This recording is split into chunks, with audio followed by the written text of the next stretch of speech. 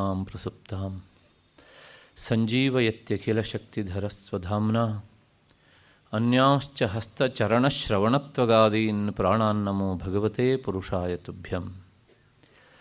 ಯಾವರ್ಣಪದವಾಕ್ಯಾರ್ಥಗದ್ಯಪದ್ಯಸ್ವರೂಪಿಣೀ ವಾಚಿ ನರ್ತಯತು ಕ್ಷಿಪ್ರಂ ಮೇಧಾನ್ ದೇವಿ ಸರಸ್ವತಿ. ಮೂಕಂ ಕರೋತಿ ವಾಚಾಲಂ ಪಂಗುಂ ಲಂಘೇತೆ ಗಿರಿಂ ಯತ್ಕೃಪಾತಮಹಂ ಮುಂದೆ ಪರಮಾನಂದಮಾಧವಂ.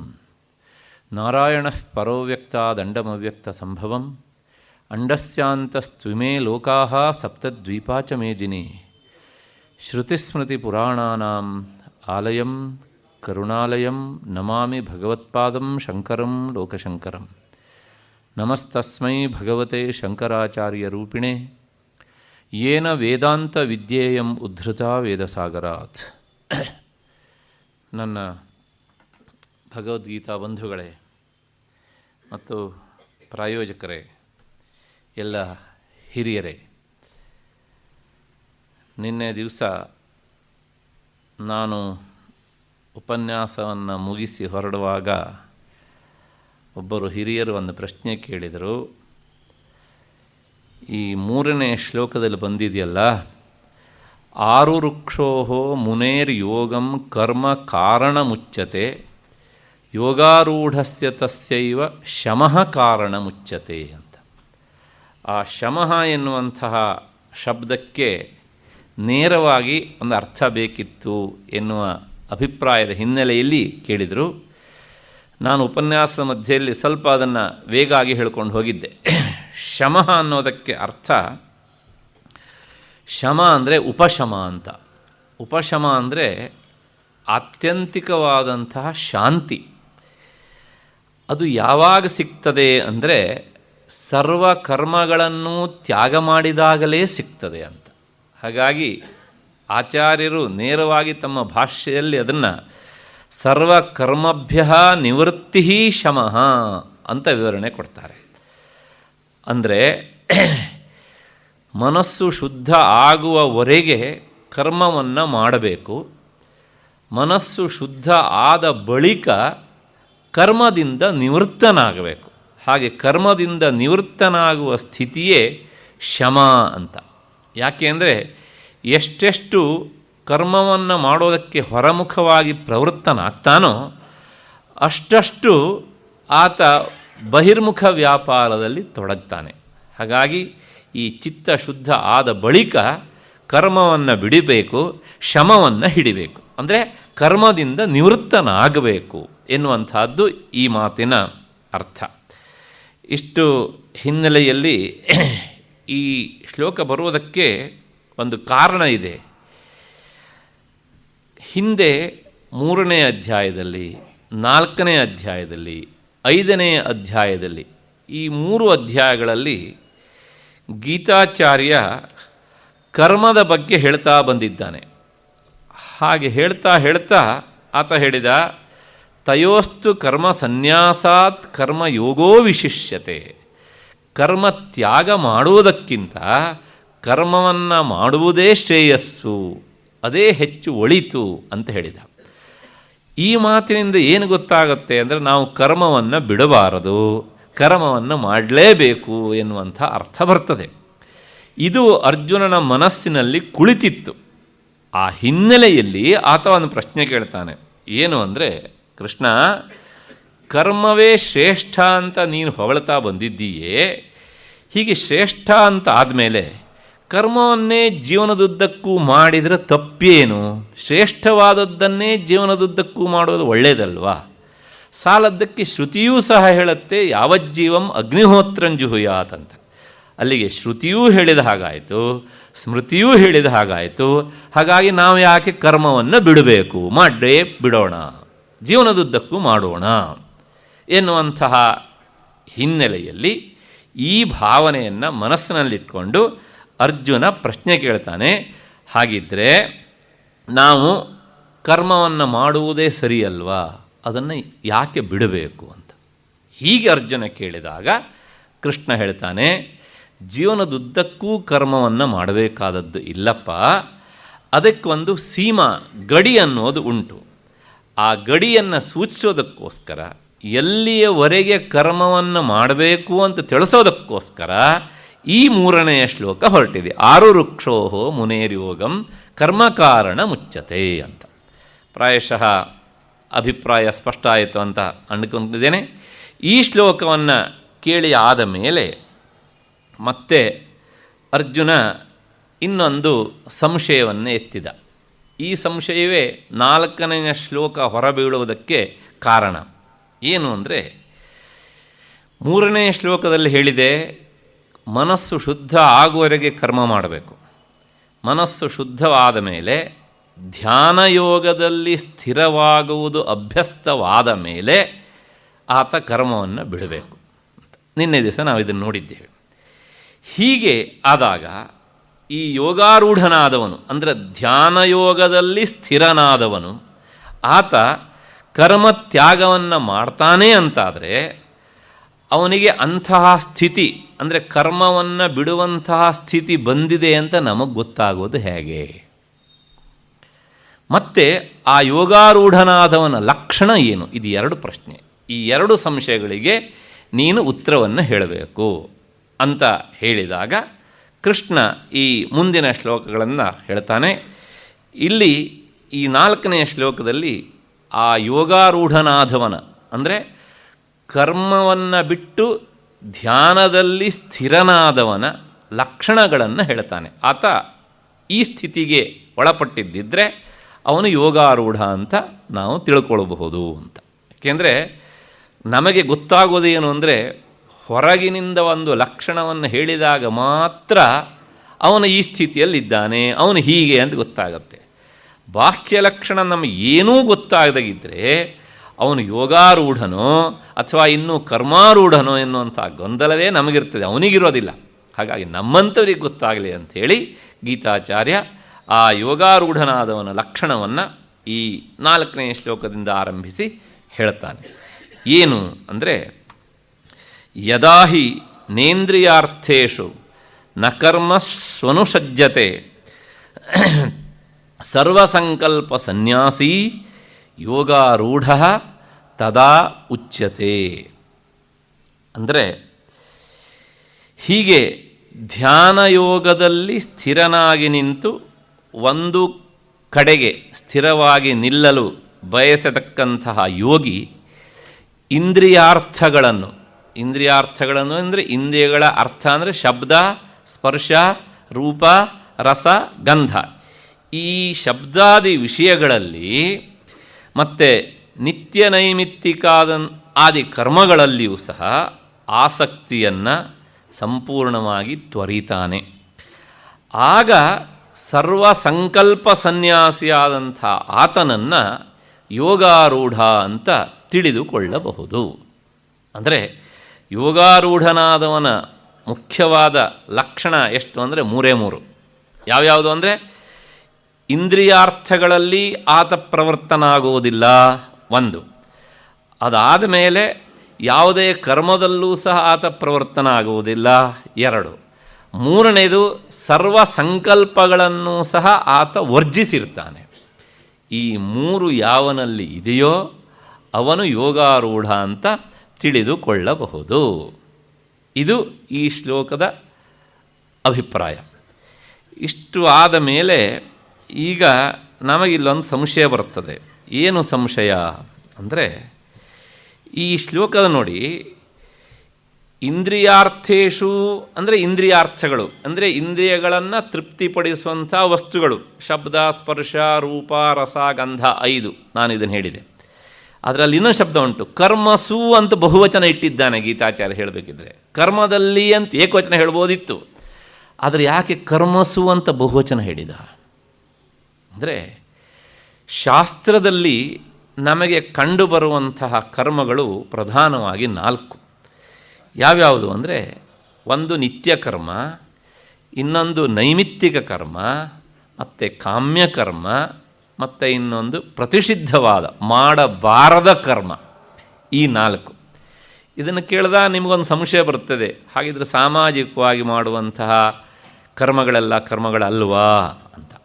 ಅವೆಲ್ಲವೂ ಕರ್ಮ ಅಲ್ಲ ಅಂತ ಗೀತೆ ಹೇಳೋದೇ ಇಲ್ಲ. ಅದರ ಚಿಂತನೆಗೆ ಎತ್ತಿಕೊಂಡಿದ್ದು ಶಾಸ್ತ್ರದ ಚೌಕಟ್ಟಿನಲ್ಲಿ ಇರುವಂಥದ್ದು. ಅವು ಸಹ ಶಾಸ್ತ್ರದ ಚೌಕಟ್ಟಿನಲ್ಲೇ ಬರುವಂಥವು. ಹಿಂದೆ ನಾನು 5ನೇ ಅಧ್ಯಾಯದಲ್ಲಿ ಆ ಯಜ್ಞಗಳು ಎನ್ನುವಂಥ ಅರ್ಥದ ಹಿನ್ನೆಲೆ ಅವುಗಳನ್ನೆಲ್ಲ ವರ್ಣನೆ ಮಾಡಿದ್ದೇನೆ. ಪ್ರಕೃತಕ್ಕೆ ಈ 4 ಅರ್ಥವನ್ನು ಇಟ್ಕೊಂಡ್ರೆ ಸಾಕು ಎನ್ನುವಂಥ ಹಿನ್ನೆಲೆಯಲ್ಲಿ ಕರ್ಮಸು ಅಂತ ಬಹುವಚನ. ಈ 4 ತರಹದ ಕರ್ಮಗಳಲ್ಲಿ ಆತ ತೊಡಗೋದಿಲ್ಲ. ನಿತ್ಯ ಕರ್ಮವೂ ಅವನಿಗೆ ಬೇಕಾಗಿಲ್ಲ, ಮತ್ತು ನೈಮಿತ್ತಕವೂ ಇಲ್ಲ. ಕಾಮ್ಯಕರ್ಮಗಳಲ್ಲಿ ಸುತರಾಂ ತೊಡಗೋದಿಲ್ಲ. ನಿಷಿದ್ಧವಾದದ್ದನ್ನು ಯಾವಾಗಲೂ ಬಿಟ್ಟಿದ್ದಾನೆ ಆತ. ಹಾಗಾಗಿ ನ ಕರ್ಮಸು ಅನುಷಜ್ಜತೆ. ಅನುಷಜ್ಜತೆ ಅಂದರೆ ಅನುಷಂಗ ಅಂದರೆ ಕರ್ತವ್ಯ, ತಾನು ಮಾಡಬೇಕಾದದ್ದು ಎನ್ನುವಂಥ ಭಾವನೆಯಿಂದ ಆತ ತೊಡಗೋದಿಲ್ಲ. ಯಾದೃಚ್ಛಿಕವಾಗಾದ್ರೆ ಹಾಕ್ಕೊಂಡು ಹೋಗಲಿ ಅಷ್ಟೇ, ಅಷ್ಟು. ಮತ್ತು ಮುಂದೆ ಇನ್ನೊಂದು ಶಬ್ದ ಉಂಟು, ಏನು ಅಂದರೆ ಸರ್ವ ಸಂಕಲ್ಪ ಸನ್ಯಾಸಿ ಅಂತ. ಅಂದರೆ ಎಲ್ಲ ತರಹದ ಸಂಕಲ್ಪಗಳನ್ನೂ ಸಹ ಆತ ಬಿಟ್ಟವನು ಅಂತ. ಯಾವುದೇ ಸಂಕಲ್ಪಗಳು ಇಲ್ಲ ಇಲ್ಲಿ. ಸನ್ಯಾಸಿ ಅನ್ನೋದಕ್ಕೆ ಅರ್ಥ ತ್ಯಾಗ ಮಾಡಿದವನು. ಸಂಕಲ್ಪಗಳನ್ನು, ಎಲ್ಲ ತರಹದ ಸಂಕಲ್ಪಗಳನ್ನು ಬಿಟ್ಟವನು ಅಂತ. ಎಲ್ಲ ತರಹದ ಸಂಕಲ್ಪ ಅಂದರೆ ಎಷ್ಟು ಹಾಗಿದ್ರೆ? ಅಂದರೆ ಮನುಷ್ಯನಿಗೆ ಬದುಕಿರುವವರೆಗೆ ಈ ಲೋಕದ ಕಾಮನೆ ಇರುತ್ತದೆ. ಆದರೆ ಜೀವನ ಕಳೀತಾ ಬಂದ ಹಾಗೆ ನಾನೇನಾದ್ರು ಪಾರಮಾರ್ಥಿಕವಾಗಿ ಏನಾದರೂ ಮಾಡ್ಕೊಳ್ಬೇಕಿತ್ತು ಅಲ್ವಾ, ನನಗೂ ಸತ್ತ ಮೇಲೆ ಸ್ವರ್ಗವೋ ನರಕ ಅಂತ ಮನಸ್ಸಲ್ಲಿದ್ದರೂ ಬಾಯಲ್ಲಿ ಹೇಳಲಿಕ್ಕಾಗೋದಿಲ್ವಲ್ಲ. ಹಾಗಾಗಿ ಯಾವುದೋ ಒಂದು ಉಂಟು, ಯಾಕೆಂದರೆ ನಮ್ಮ ಸಂಸ್ಕಾರ ಹಾಗೆ ನಮಗೆ ಭಾವನೆಯನ್ನು ಹುಟ್ಟಿಸ್ತದೆ. ಹಾಗಾಗಿ ಈ ದೇಹ ಬಿಟ್ಟ ಮೇಲೆ ನನಗೂ ಸಹ ಮುಂದೇನೋ ಒಂದು ಆಗುತ್ತಲ್ಲ, ಆ ಆಗುವುದು ಸ್ವರ್ಗ ಇರ್ಬೋದು ಅಥವಾ ದೇವಲೋಕ ಇರ್ಬೋದು, ಇನ್ಯಾವುದೋ ಇರಬಹುದು.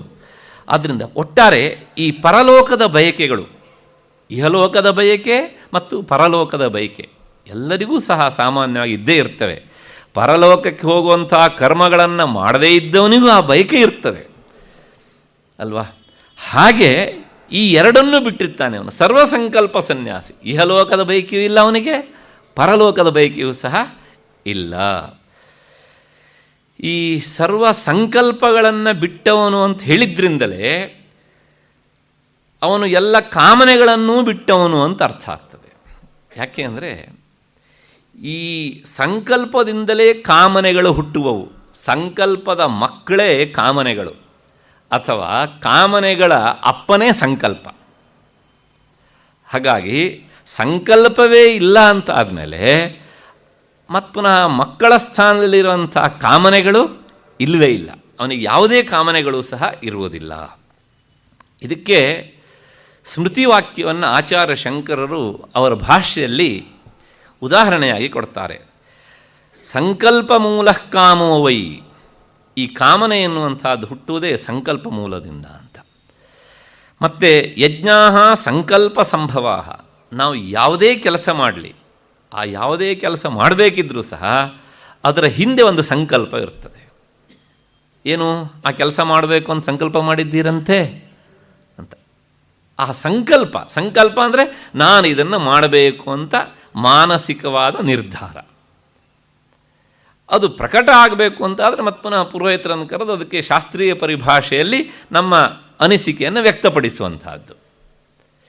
ಹೀಗೆ ಈ ಸಂಕಲ್ಪದಿಂದಲೇ ಅಲ್ಲಿ ನಾವು ಜೋರಾಗಿ ಪ್ರಕಟವಾಗಿ ಹೇಳಬೇಕಿದ್ದರೆ ಅದು ಎಂದೋ ಒಂದು ದಿವಸ ನಮ್ಮ ಮನಸ್ಸಿನಲ್ಲಿ ಬೀಜ ರೂಪದಲ್ಲಿ ಸಂಕಲ್ಪಿತವಾಗ್ತದೆ, ಮೊದಲೇ ಹುಟ್ಟಿರ್ತದೆ ಅದು.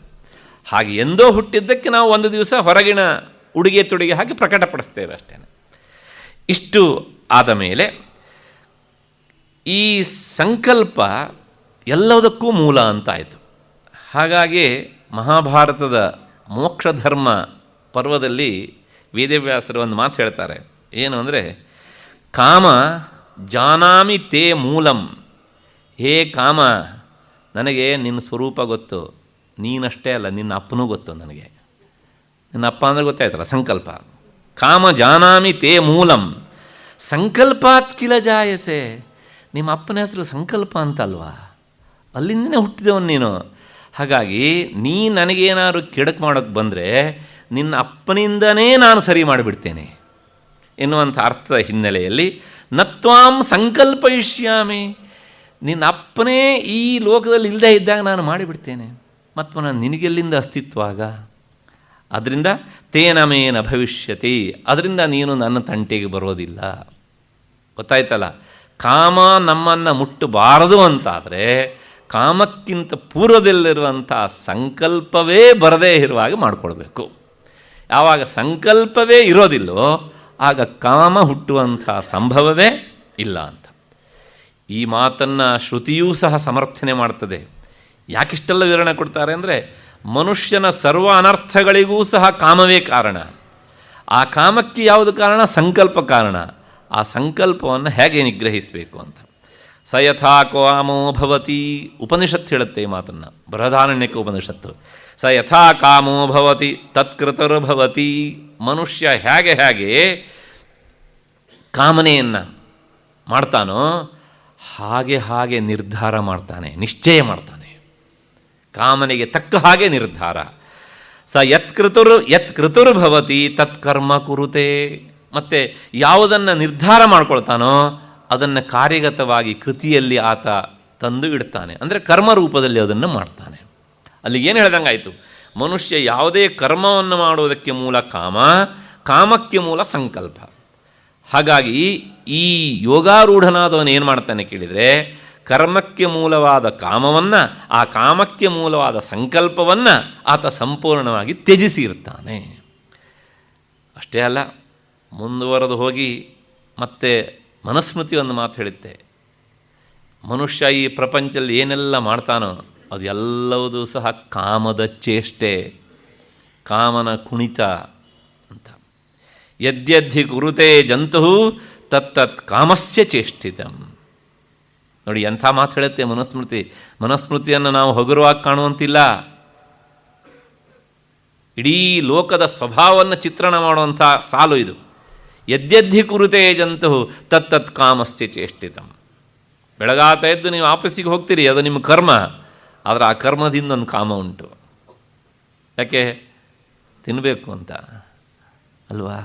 ಹಾಗಾಗಿ ಪ್ರತಿಯೊಂದು ಕರ್ಮದ ಹಿಂದೂ ಸಹ ಒಂದು ಕಾಮ ಉಂಟು ಅಂತ ಹೀಗೆ ಹೇಳ್ತಾ ಮತ್ತೆ ಇನ್ನೊಂದು ಶಬ್ದ ಉಂಟು ಅಲ್ಲಿ. ಏನು ಅಂದರೆ, ನಾನು ಆ ಶಬ್ದದ ಅರ್ಥನ ಸ್ಥೂಲವಾಗಿ ಹೇಳಿದ್ದೆ, ಅದನ್ನು ಸ್ವಲ್ಪ ಇನ್ನು ವಿವರಿಸಬೇಕು. ನೇಂದ್ರಿಯಾರ್ಥೇಶು ಅಂದರೆ ಇಂದ್ರಿಯ ಅರ್ಥಗಳಲ್ಲಿ, ಇಂದ್ರಿಯ ವಸ್ತುಗಳಲ್ಲಿ ಆತನಿಗೆ ಯಾವುದೇ ರೀತಿಯ ಆಸಕ್ತಿ ಇರುವುದಿಲ್ಲ ಯೋಗಾರೂಢನಿಗೆ. ಈ ಮಾತನ್ನು ಹೇಳಿದಾಗ ನಮಗೊಂದು ಸಂಶಯ ಬರ್ತದೆ. ಯಾಕೆ ಅಂದರೆ, ಅವನಿಗೆ ಯಾಕೆ ಆಸಕ್ತಿ ಇರೋದಿಲ್ಲ? ಇಂದ್ರಿಯ ವಸ್ತುಗಳಲ್ಲಿ ಅವನು ಆಸಕ್ತಿ ಇಲ್ಲದೇ ಇರುವವನು ಯಾಕೆ ಆಗಬೇಕು, ಯಾಕೆ ಆಗ್ತಾನೆ? ಇದೊಂದು ಪ್ರಶ್ನೆ. ಅದಕ್ಕೆ ನಮ್ಮ ಹಿರಿಯರು ಹೀಗೆ ಉತ್ತರ ಕೊಡ್ತಾರೆ. ಇಂದ್ರಿಯಾರ್ಥಗಳಾದಂತಹ ಶಬ್ದ, ಸ್ಪರ್ಶ, ರೂಪ, ರಸ, ಗಂಧಗಳಲ್ಲಿ ಆಸಕ್ತಿ ಇರುವವನಿಗೆ ಮನಸ್ಸು ಏನಾಗತ್ತೆ ಅಂದರೆ, ಆತ್ಮವಿಚಾರ ಶ್ರವಣದಲ್ಲಿ ಏಕಾಗ್ರತೆಗೊಳ್ಳುವುದಿಲ್ಲ. ಯಾಕೆಂದರೆ ಈ ಶಬ್ದ, ಸ್ಪರ್ಶ, ರೂಪ, ರಸಗಳೆಲ್ಲ ಹೊರಗಿರುವಂಥವುಗಳು. ಇವುಗಳನ್ನು ಹುಡುಕೊಂಡು ಮನಸ್ಸು ಹೊರಮುಖವಾಗಿ ಹೋದಾಗ ಒಳಮುಖವಾಗಿ ಮಾಡುವಂಥ ಆತ್ಮಚಿಂತನೆ, ಏಕಾಗ್ರತೆಗೆ ಅದು ಬರುವುದಿಲ್ಲ. ಇದನ್ನು ಅರ್ಥ ಮಾಡಿಕೊಂಡಂಥ ಆತ ತಾನು ಅಂತರ್ಮುಖನಾಗೇ ಇರಬೇಕು ಅಂಥೇಳಿ ಈ ವಿಷಯಗಳಲ್ಲಿ ತನ್ನ ಮನಸ್ಸನ್ನು ಇಡುವುದಿಲ್ಲ. ಇಡದೇ ಇರುವುದಕ್ಕೆ ಇನ್ನೂ ಒಂದು ಕಾರಣ ಉಂಟು. ನೋಡಿದ ತಕ್ಷಣ ಆ ವಿಷಯಗಳಲ್ಲಿ ಏನು ದೋಷ ಇದೆ ಅಂತ ಮೊದಲು ಅವನ ಅನುಭವಕ್ಕೆ ಬರ್ತದೆ. ಯಾವುದೇ ವಿಷಯಗಳನ್ನು ತೆಗೆದುಕೊಂಡರೂ ಸಹ ಆತ್ಯಂತಿಕವಾದಂಥ ತೃಪ್ತಿಯನ್ನು ಕೊಡುವಂಥ ಶಕ್ತಿ ಯಾವ ವಿಷಯಕ್ಕೂ ವಸ್ತುವಿಗೂ ಇಲ್ಲ. ಆದ್ದರಿಂದ ಆತ ಏನು ಮಾಡ್ತಾನೆ ಅಂದರೆ, ಈ ಎಲ್ಲ ವಿಷಯಗಳ ಹಣೆಬರವು ಇಷ್ಟೇ ಅಂತ ಹೇಳಿ ಒಳಮುಖವಾಗಿ ಆತ್ಮಜ್ಞಾನದ ತನ್ನ ನಿಜವಾದಂಥ ಸ್ವರೂಪದಲ್ಲಿ ನಿಲ್ಲೋದಕ್ಕೆ ಏನು ಬೇಕೋ ಹಾಗೆ ತನ್ನನ್ನು ಅಣಿ ಮಾಡಿಕೊಳ್ತಾನೆ. ಇಂಥ ಸ್ಥಿತಿಯಲ್ಲಿ ಅವನನ್ನು ನೇಂದ್ರಿಯಾರ್ಥೇಶು, ಯಾವುದೇ ಇಂದ್ರಿಯಾರ್ಥಗಳಲ್ಲಿ ಅವನಿಗೆ ಪ್ರವೃತ್ತಿ ಆಗೋದಿಲ್ಲ ಅಂತ. ಇನ್ನು ಮತ್ತೆ ಪುನಃ ಎರಡನೇದು ನ ಕರ್ಮಸ್ಸು ಅನುಷಜ್ಯತೆ. ನಾನು ಹೇಳ್ಕೊಂಡು ಹೋಗಿದ್ದೆ ಅದನ್ನು. ಮತ್ತು ಇನ್ನೊಂದು ರೀತಿಯಲ್ಲಿ ಅದಕ್ಕೆ ವಿವರಣೆ ಏನು ಅಂದರೆ, ಅವನು ಯಾವುದೇ ಕರ್ಮಗಳಲ್ಲೂ ಸಹ ಆಸಕ್ತಿ ಇಲ್ಲದೆ ಇರುವವನು ಅಂತ. ಯಾಕೆ ಅಂದರೆ ಈ ಕರ್ಮ ಎನ್ನುವಂಥದ್ದು ಅದು ಬಹಿರ್ವ್ಯಾಪಾರ. ಹಾಗೆಯೇ ಆತ್ಮವಿಷಯಕ ಚಿಂತನೆ ಎನ್ನುವಂಥದ್ದು ಅದು ಅಂತರ್ವ್ಯಾಪಾರ. ಈ ಮನಸ್ಸಿಗೆ ಒಂದೇ ಥರದ ಶಕ್ತಿ ಇರುವುದು. ಅದು ಬಹಿರ್ವ್ಯಾಪಾರದಲ್ಲಿ ತೊಡಗಿದಾಗ ಅಂತರ್ವ್ಯಾಪಾರವನ್ನು ಮಾಡುವುದಿಲ್ಲ. ಅಂತರ್ವ್ಯಾಪಾರದಲ್ಲಿ ತೊಡಗಿದಾಗ ಬಹಿರ್ವ್ಯಾಪಾರವನ್ನು ಮಾಡೋದಕ್ಕೆ ಆಗೋದಿಲ್ಲ. ಹಾಗಾಗಿ ಆತ ಏನು ಮಾಡ್ತಾನೆ ಅಂದರೆ, ತಾನು ಬಹಿರ್ವ್ಯಾಪಾರದಲ್ಲಿ ತೊಡಗಿದರೆ ಅಂತರ್ವ್ಯಾಪಾರವಾದಂಥ ಆತ್ಮಚಿಂತನೆ ಮಾಡಲಿಕ್ಕೆ ಆಗೋದಿಲ್ಲ ಅಂಥೇಳಿ, ಧ್ಯಾನಕ್ಕೆ ಬರೋದಕ್ಕೆ ಆಗೋದಿಲ್ಲ ಅಂಥೇಳಿ ಈ ಬಹಿರ್ವ್ಯಾಪಾರವಾದ ಕರ್ಮವನ್ನು ಸಂಪೂರ್ಣವಾಗಿ ತೊರೆದಿರ್ತಾನೆ. ಹಾಗಾಗಿ ನ ಕರ್ಮಸು ಅನುಷಜ್ಯತೆ, ಆತ ಯಾವುದೇ ಕರ್ಮಗಳಲ್ಲೂ ಸಹ ತೊಡಗೋದಿಲ್ಲ ಅಂತ. ಇಷ್ಟು ಆದಮೇಲೆ ಮತ್ತೆ ಪುನಃ ಆ ಸರ್ವಸಂಕಲ್ಪ ಸನ್ಯಾಸಿ, ನಾನು ಅದನ್ನು ಶ್ರುತಿ ಮತ್ತು ಸ್ಮೃತಿಗಳ ಹಿನ್ನೆಲೆಯಲ್ಲಿ ಹೇಳಿದೆ. ಅದಕ್ಕೆ ಇನ್ನೊಂದು ಸ್ವಲ್ಪ ವೇದಾಂತದ ಅರ್ಥದ ವಿವರಣೆಯನ್ನು ನಮ್ಮ ಭಾಷ್ಯಕಾರರು ಮತ್ತು ಬೇರೆ ಬೇರೆ ವ್ಯಾಖ್ಯಾನಕಾರರು ಕೊಟ್ಟಿದ್ದಾರೆ.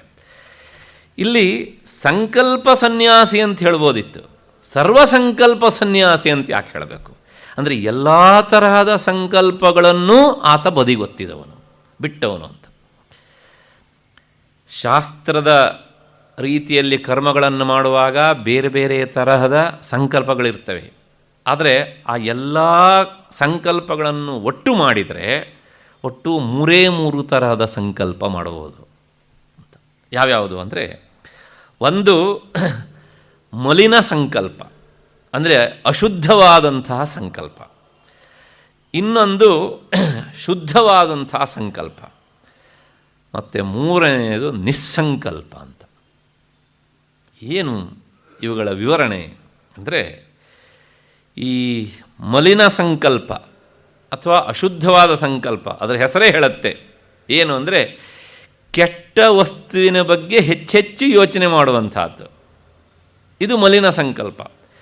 ಏನೋ ಹೋಗುವಾಗ ಒಂದು ನೋಡಬಾರದ ಚಿತ್ರ ನಮ್ಮ ಕಣ್ಣಿಗೆ ಬೀಳತ್ತೆ, ಮನೆಗೆ ಹೋದ್ಮೇಲೂ ನಾಳೆ ಅದನ್ನು ಇನ್ನೊಂದು ಸಲ ನೋಡಬೇಕು ಅಂತ ಆಲೋಚನೆ ಬಂದರೆ, ಮಾರನೇ ಸಹ ಅದಕ್ಕೋಸ್ಕರ ಆತ ತೊಡಗಿದರೆ ಆ ಮಲಿನ ಸಂಕಲ್ಪ ಕೆಲಸ ಮಾಡಿದೆ ಅಂತ ಅರ್ಥ. ಅಂದರೆ ಈ ಇಂದ್ರಿಯ ತೃಪ್ತಿಗೆ ಸಂಬಂಧಿಸಿದಂಥ ಸಂಕಲ್ಪ ಅದು ಮಲಿನ ಸಂಕಲ್ಪ. ಇಂತಹ ಸಂಕಲ್ಪವನ್ನು ಆತ ಸುತರಾಂ ಮಾಡುವುದಿಲ್ಲ. ಆಯಿತು. ಮುಂದೆ ಎರಡನೇದು ಅದು ಶುದ್ಧ ಸಂಕಲ್ಪ. ಶುದ್ಧ ಸಂಕಲ್ಪ ಇದನ್ನು ನಾವು ಶಾಸ್ತ್ರದ ಪರಿಭಾಷೆಯಲ್ಲಿ ಸತ್ಸಂಕಲ್ಪ ಅಂತ ಕರಿತೇವೆ. ಅಂದರೆ ಒಳ್ಳೆಯ ಕೆಲಸವನ್ನು ಮಾಡಬೇಕು ಎನ್ನುವಂತಹ ಸಂಕಲ್ಪ. ಈ ಸಂಕಲ್ಪವನ್ನೂ ಸಹ ಆತ ಮಾಡೋದಿಲ್ಲ. ಯಾಕೆ ಅಂದರೆ ಆತ ಈ ಶುದ್ಧ ಸಂಕಲ್ಪದಿಂದ ಮೊದಲನೇದಾದಂಥ ಮಲಿನ ಸಂಕಲ್ಪವನ್ನು ಆತ ಗೆದ್ದಿರ್ತಾನೆ. ಹೇಗೆ ಗೆಲ್ತಾನೆ? ಶುದ್ಧ ಸಂಕಲ್ಪದಿಂದ ಮಲಿನ ಸಂಕಲ್ಪವನ್ನು ಗೆಲ್ಲುವುದು ಹೇಗೆ? ಶಾಸ್ತ್ರದ ಪರಿಭಾಷೆಯಲ್ಲಿ ಇದು ಎರಡೂ ಒಂದು ತರಹದ ಮುಳ್ಳೆ. ಕಾಲಿಗೆ ಒಂದು ಮುಳ್ಳು ಚುಚ್ಚಿಕೊಂಡಿದೆ. ಈಗ ಆ ಮುಳ್ಳನ್ನು ತೆಗೆಯೋದಕ್ಕೆ ನಾವು ಪಿನ್ನು ಎನ್ನುವಂಥ ಇನ್ನೊಂದು ಮುಳ್ಳನ್ನು ಅಥವಾ ಇನ್ಯಾವುದೋ ತರಹದ ಮುಳ್ಳನ್ನು ಬಳಸಿ ನಾವು ಅದನ್ನು ತೆಗಿತೇವೆ. ತೆಗೆದ ಆದ ಮೇಲೆ ಆ ಮೊದಲನೆಯ ಮುಳ್ಳಿದೆಯಲ್ಲ ಅದು ಮಲಿನ ಸಂಕಲ್ಪ, ಎರಡನೆಯ ಮುಳ್ಳಿದೆಯಲ್ಲ ಅದು ಶುದ್ಧ ಸಂಕಲ್ಪ. ಈಗ ಆ ಎರಡನೆಯ ಮುಳ್ಳಿಗೆ ನಾವೇನಾದ್ರು ಒಂದು ವೋಟ್ ಆಫ್ ಥ್ಯಾಂಕ್ಸ್ ಮಾಡ್ತೇವೋ, ಓ ಮುಳ್ಳೇ, ನಿನ್ನಿಂದಾಗಿ ಆ ಮುಳ್ಳನ್ನು ನಾನು ತೆಗೆದಿದ್ದೇನೆ, ಅದು ಕೆಟ್ಟದ್ದು, ನೀನು ಒಳ್ಳೆಯದು, ಆದ್ದರಿಂದ ನನ್ನ ಜೇಬಲ್ಲಿ ನೀನು ಇರು ಅಂತ ಏನೋ ನಾವು ಇಟ್ಕೊಳ್ತೇವೆ. ಅದನ್ನು ಇಲ್ಲ, ಯಾಕೆಂದರೆ ಅದೂ ಸಹ ಚುಚ್ಚತ್ತೆ. ಹಾಗೆಯೇ ಈ ಅಶುದ್ಧ ಸಂಕಲ್ಪ ಹೇಗೆ ಜನ್ಮಕ್ಕೆ ಕಾರಣವೋ ಶುದ್ಧ ಸಂಕಲ್ಪವೂ ಜನ್ಮಕ್ಕೆ ಕಾರಣ. ಆದ್ದರಿಂದ ಏನು ಮಾಡ್ತಾನೆ ಕೇಳಿದರೆ, ಈ ಯೋಗಾರೂಢನಾದವನು ಈ ಶುದ್ಧ ಸಂಕಲ್ಪದಿಂದ ಅಶುದ್ಧ ಸಂಕಲ್ಪವನ್ನು ಕಿತ್ತು ತೆಗೆದುಹಾಕಿ ಎರಡೂ ಮುಳ್ಳನ್ನು ಬಿಸಾಡುವಾಗಿ ಎರಡೂ ಸಂಕಲ್ಪವನ್ನು ಬಿಟ್ಟುಬಿಡ್ತಾನೆ. ಮುಂದಿನ ಸ್ಥಿತಿಯೇ ನಿಸ್ಸಂಕಲ್ಪ. ನಿಸ್ಸಂಕಲ್ಪ ಅಂದರೆ ಶೂನ್ಯ ಸ್ಥಿತಿ ಅಂತ ಅರ್ಥ ಅಲ್ಲ. ಮಧುಸೂದನ ಸರಸ್ವತಿಗಳು ಬಹಳ ಸುಂದರವಾದ ದೃಷ್ಟಾಂತ ಕೊಡ್ತಾರೆ ಇದಕ್ಕೆ. ನಿಸ್ಸಂಕಲ್ಪ ಸ್ಥಿತಿ ಅಂದರೆ ಹೇಗೆ ಅಂದರೆ, ಆ ಸ್ಥಿತಿ ಹೇಗಿರುತ್ತೆ ಅಂದರೆ, ಪ್ರಜ್ಞಾನ ರೂಪವಾದಂತಹ ಆತ್ಮ ಚೈತನ್ಯ, ಆತ್ಮವಸ್ತು, ಅದು ಸಾಕ್ಷಿಯಾಗಿ ಬೆಳಗ್ತಾ ಇರುತ್ತದೆ ಒಳಗಿನಿಂದ ಅಂತ. ನಮಗೆ ಇಷ್ಟು ಹೇಳಿದರೆ ಅರ್ಥ ಆಗೋದಿಲ್ಲ ಅಂತ ಗೊತ್ತು ಅವರಿಗೆ. ಅದಕ್ಕೊಂದು ದೃಷ್ಟಾಂತ ಕೊಡ್ತಾರೆ. ಹೇಗೆ ಬೆಳಗತ್ತೆ ಅಂದರೆ, ನೋಡಪ್ಪ, ನಿನ್ನ ಮನಸ್ಸು ಒಂದು ದೀಪ ಅಂತ ಅಂದ್ಕೋ. ಈ ದೀಪ ಮಧ್ಯಾಹ್ನದ 12 ಗಂಟೆಯ ಬಿಸಿಲಿನಲ್ಲಿ ಇಟ್ಟರೆ ಆ ದೀಪ ಉರಿತಾ ಇರುತ್ತೆ. ಆದರೆ ಆ ದೀಪಕ್ಕಿಂತ ಹೆಚ್ಚಾಗಿ ಹೊರಗಿನ ಪ್ರಕಾಶ ಇರುತ್ತೆ. ಅದೇ ಯಾವ ಬಿಸಿಲು ಅಂದರೆ ಆತ್ಮಚೈತನ್ಯದ ಪ್ರಕಟಿತವಾದಂಥ ರೂಪ ಎನ್ನುವಂಥ ಬಿಸಿಲಿನಲ್ಲಿ ಈ ನಿನ್ನ ಮನಸ್ಸು ಮಿಣಿ ಮಿಣಿ ಮಿಣಿ ದೀಪವಾಗಿ ಉರಿತಾ ಇರುತ್ತೆ. ಅದು ನಿಸ್ಸಂಕಲ್ಪ ಸ್ಥಿತಿ. ಹಾಗಿದ್ರೆ ಇನ್ನುಳಿದ ಸಂದರ್ಭದಲ್ಲಿ ನಮ್ಮ ಮನಸ್ಸು ಹೇಗಿರುತ್ತೆ ಕೇಳಿದರೆ, ಸಂಧ್ಯಾಕಾಲದ ದೀಪದಂತೆ ಇರುತ್ತೆ. ಸಂಧ್ಯಾಕಾಲದಲ್ಲಿ ಹೊರಗೆ ಕತ್ತಲು ಹೆಚ್ಚು, ನಾವು ಹಚ್ಚಿಟ್ಟಂತಹ ಆ ಹಣತೆಯ ದೀಪದ ಪ್ರಕಾಶ, ಹೊರಗಿನ ತಮಸ್ಸು ಹೆಚ್ಚು, ಪ್ರಕಾಶ ಕಡಿಮೆ, ನಾವು ಹಚ್ಚಿಟ್ಟಂತಹ ದೀಪದ ಪ್ರಕಾಶ ಹೆಚ್ಚು. ಹಾಗೆ ನಮಗೆಲ್ಲರಿಗೂ ಸಹ ಈ ಮನಸ್ಸು ಏನಾಗಿರುತ್ತೆ ಕೇಳಿದರೆ, ಸಂಜೆಯ ಹೊತ್ತಿನ ದೀಪದ ಹಾಗೆ ಯಾವಾಗಲೂ ಉರಿತಾ ಇರ್ತದೆ. ಯಾಕೆಂದರೆ ಆ ಆತ್ಮವಸ್ತುವಿನ ಪ್ರಕಾಶ ಕಡಿಮೆ ಆಗಿರುತ್ತದೆ. ಹಾಗಾಗಿ ಅದನ್ನು ಹೀರಿಕೊಂಡು ಈ ಮನಸ್ಸು ಎನ್ನುವಂಥ ದೀಪ ಮಾತ್ರ ಉರಿತಾ ಇರ್ತದೆ. ಹಾಗಾಗಿ ಇದು ನಿಸ್ಸಂಕಲ್ಪ ಸ್ಥಿತಿ. ಇಷ್ಟು ಹೇಳಿ ಆದ ಮೇಲೆ ಮತ್ತೆ ಈ ಶ್ಲೋಕದ ವಿವರಣೆ ಇಲ್ಲಿಗೆ ಸಾಕು ಅಂತ ಅಂದ್ಕೊಳ್ಳೋಣ. ಮುಂದೆ 5ನೆಯ ಶ್ಲೋಕ. ಇದು ಗೀತೆಯಲ್ಲಿ ಬಂದಂಥ ಪ್ರಸಿದ್ಧ ಶ್ಲೋಕ. ಗೀತೆಯನ್ನು ಓದದೇ ಇದ್ದವರಿಗೂ ಗೊತ್ತಿರುವಂಥ ಒಂದು ಶ್ಲೋಕ ಇದು. ಎಲ್ಲರೂ ಇದನ್ನು ಉದಾಹರಣೆಯಾಗಿ ಕೊಡ್ತಾರೆ. ಏನು ಹಾಗಿದ್ರೆ, ಉದ್ಧರೇದ್ ಆತ್ಮನಾತ್ಮಾನಂ ನಾತ್ಮಾನಂ ಅವಸಾದಯೇತ್ ಆತ್ಮೈವ ಹ್ಯಾತ್ಮನೋ ಬಂಧು ಆತ್ಮೈವ ರಿಪುರಾತ್ಮನಃ. ಅರ್ಜುನ ತನ್ನನ್ನು ತಾನೇ ಈ ಸಂಸಾರ ಎನ್ನುವಂತಹ ಕಡಲಿನಿಂದ, ಸಮುದ್ರದಿಂದ ಮೇಲೆತ್ತಿ ಉದ್ಧಾರ ಮಾಡಿಕೊಳ್ಳಬೇಕು. ತನ್ನನ್ನು ಇನ್ನೂ ಕೆಳಕ್ಕೆ ತಳ್ಳಿಕೊಳ್ಳಬಾರದು. ಅವಸಾದನ ಅಂದರೆ ಕೆಳಕ್ಕೆ ತಳ್ಳಿಕೊಳ್ಳುವುದು. ನ ಅವಸಾದಯೇತಂದರೆ ತನ್ನನ್ನು ಕೆಳಕ್ಕೆ ತಾನು ತಳ್ಳಿಕೊಳ್ಳಬಾರದು, ಅಂದರೆ ತಾನು ಬೀಳದೇ ಇರುವ ಹಾಗೆ ನೋಡಿಕೊಳ್ಬೇಕು. ಯಾಕೆ ಅಂದರೆ ತಾನೊಬ್ಬನೇ ನಿಜವಾಗಿ ತನಗೆ ಬಂಧು, ಮತ್ತು ತಾನೊಬ್ಬನೇ ತನಗೆ ವೈರಿ.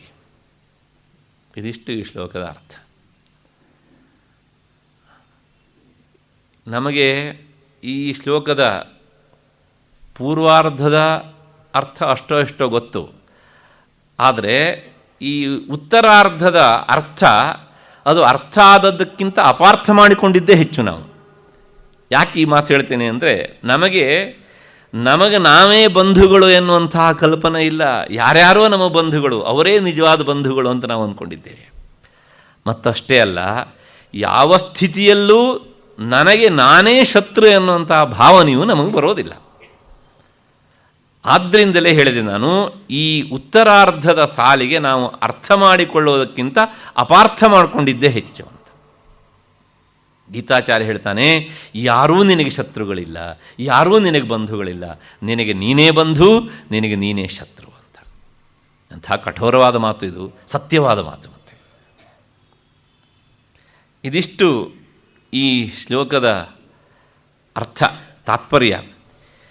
ಆದರೆ ಇದಕ್ಕೆ ಸ್ವಲ್ಪ ವಿವರಣೆಯನ್ನು ನಮ್ಮ ಹಿಂದಿನವರು ಕೊಟ್ಟಂತಹ ಬೆಳಕಿನಲ್ಲಿ ಸ್ವಲ್ಪ ನೋಡೋಣ. ಯಾಕೆ ಅಂದರೆ, ಅಧ್ಯಾತ್ಮದ ದಾರಿಯಲ್ಲಿ ಸಾಗುವವನಿಗೆ, ಸಾಗುವ ಸಾಧಕ ಪುರುಷನಾದದ್ದಿದ್ದರೆ ಅವನಿಗೆ ಪತ್ನಿ ಪುತ್ರಾದಿಗಳೂ ಸಹ ಸ್ನೇಹಕ್ಕೆ ಕಾರಣರಾಗಿ ಅವನ ಸಾಧನೆಗೆ ಪ್ರತಿಬಂಧಕರಾಗಬಹುದು. ಆಗಲೇಬೇಕು ಅಂತಿಲ್ಲ. ಅಕಸ್ಮಾತ್ತಾಗಿ ಸ್ತ್ರೀಯಾಗಿದ್ದ ಪಕ್ಷದಲ್ಲಿ ಮದುವೆ ಆಗಿದ್ದರೆ ಆಕೆಯ ಗಂಡ ಮಕ್ಕಳು ಸಹ ಆಕೆಗೆ ಪ್ರತಿಬಂಧಕರಾಗಬಹುದು.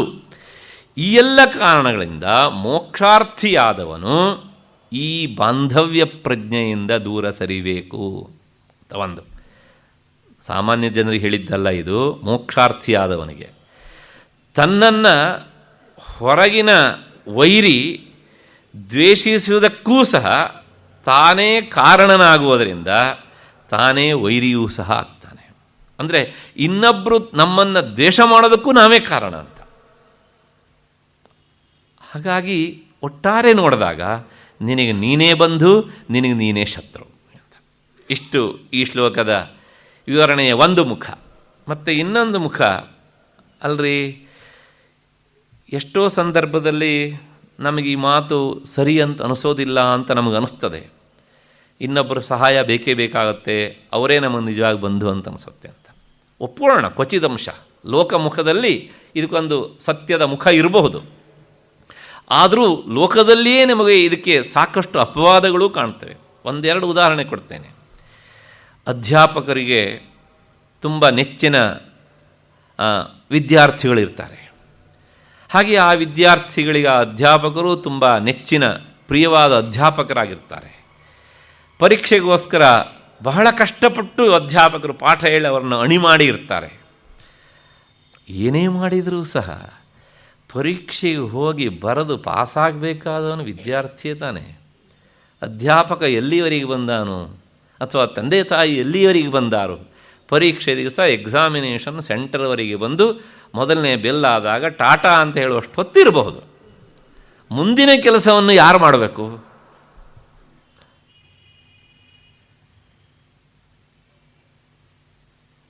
ಆ ಕೆಲಸವನ್ನು ಅವನೇ ಮಾಡಬೇಕು ತಾನೆ. ಹಾಗೆಯೇ ಲೌಕಿಕವಾದ ವಿಷಯಗಳಲ್ಲೇ ಹೀಗೆ ಅಂತ ಆದಮೇಲೆ ಅಧ್ಯಾತ್ಮದ ವಿಷಯದಲ್ಲಿ ಇನ್ನೇನು ಹೇಳಬೇಕಾಗಿದೆ ಅಂತ ಇನ್ನೊಂದು ದೃಷ್ಟಾಂತ ಕೊಡ್ತೇನೆ. ನಿಮಗೆ ಯಾರಿಗೋ ಒಬ್ಬರಿಗೆ ಇಲ್ಲಿಗೆ ವಿಪರೀತ ತಲೆನೋವು ಬಂದಿದೆ ಅಂತ ಅಂದ್ಕೊಳ್ಳಿ. ನಿಮ್ಮ ತೀರಾ ಹಿತೈಷಿಗಳು ನಿಮ್ಮ ಪಕ್ಕದಲ್ಲಿ ಕುಳಿತಿದ್ದಾರೆ. ಏನು ಯೋಚನೆ ಮಾಡಬೇಡ, ನಾನಿದ್ದೇನೆ ಅಂತ ಪದೇ ಪದೇ ಹೇಳ್ತಾನೆ ಇರ್ತಾರೆ. ಹಾಗೆ ಹೇಳುವ ಅವರು ನಿಮ್ಮ ತಲೆನೋವಿನಲ್ಲಿ ಒಂದು 50 ಭಾಗ ಏನಾದ್ರು ಅನುಭವಿಸಬಹುದಾ?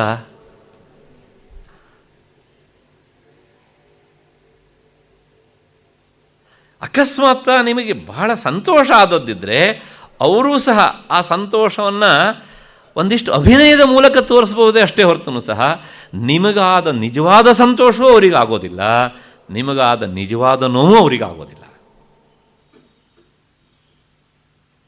ನಮ್ಮದೇ ಹೆಂಡತಿ, ನಮ್ಮದೇ ಮಕ್ಕಳು ಎಲ್ಲ ಹೌದು, ಆದರೆ ನಮ್ಮ ದೈಹಿಕವಾಗಿಯೋ ಮಾನಸಿಕವಾಗಿಯೋ ಅಂಥ ನೋವನ್ನು ಎಷ್ಟರ ಮಟ್ಟಿಗೆ ಅವರು ಶೇರ್ ಮಾಡಿಕೊಳ್ಳಬಲ್ಲರು, ಎಷ್ಟರ ಮಟ್ಟಿಗೆ ನಮಗೋಸ್ಕರ ಅನುಭವಿಸಬಲ್ಲರು ಸಾಧ್ಯ ಉಂಟಾ?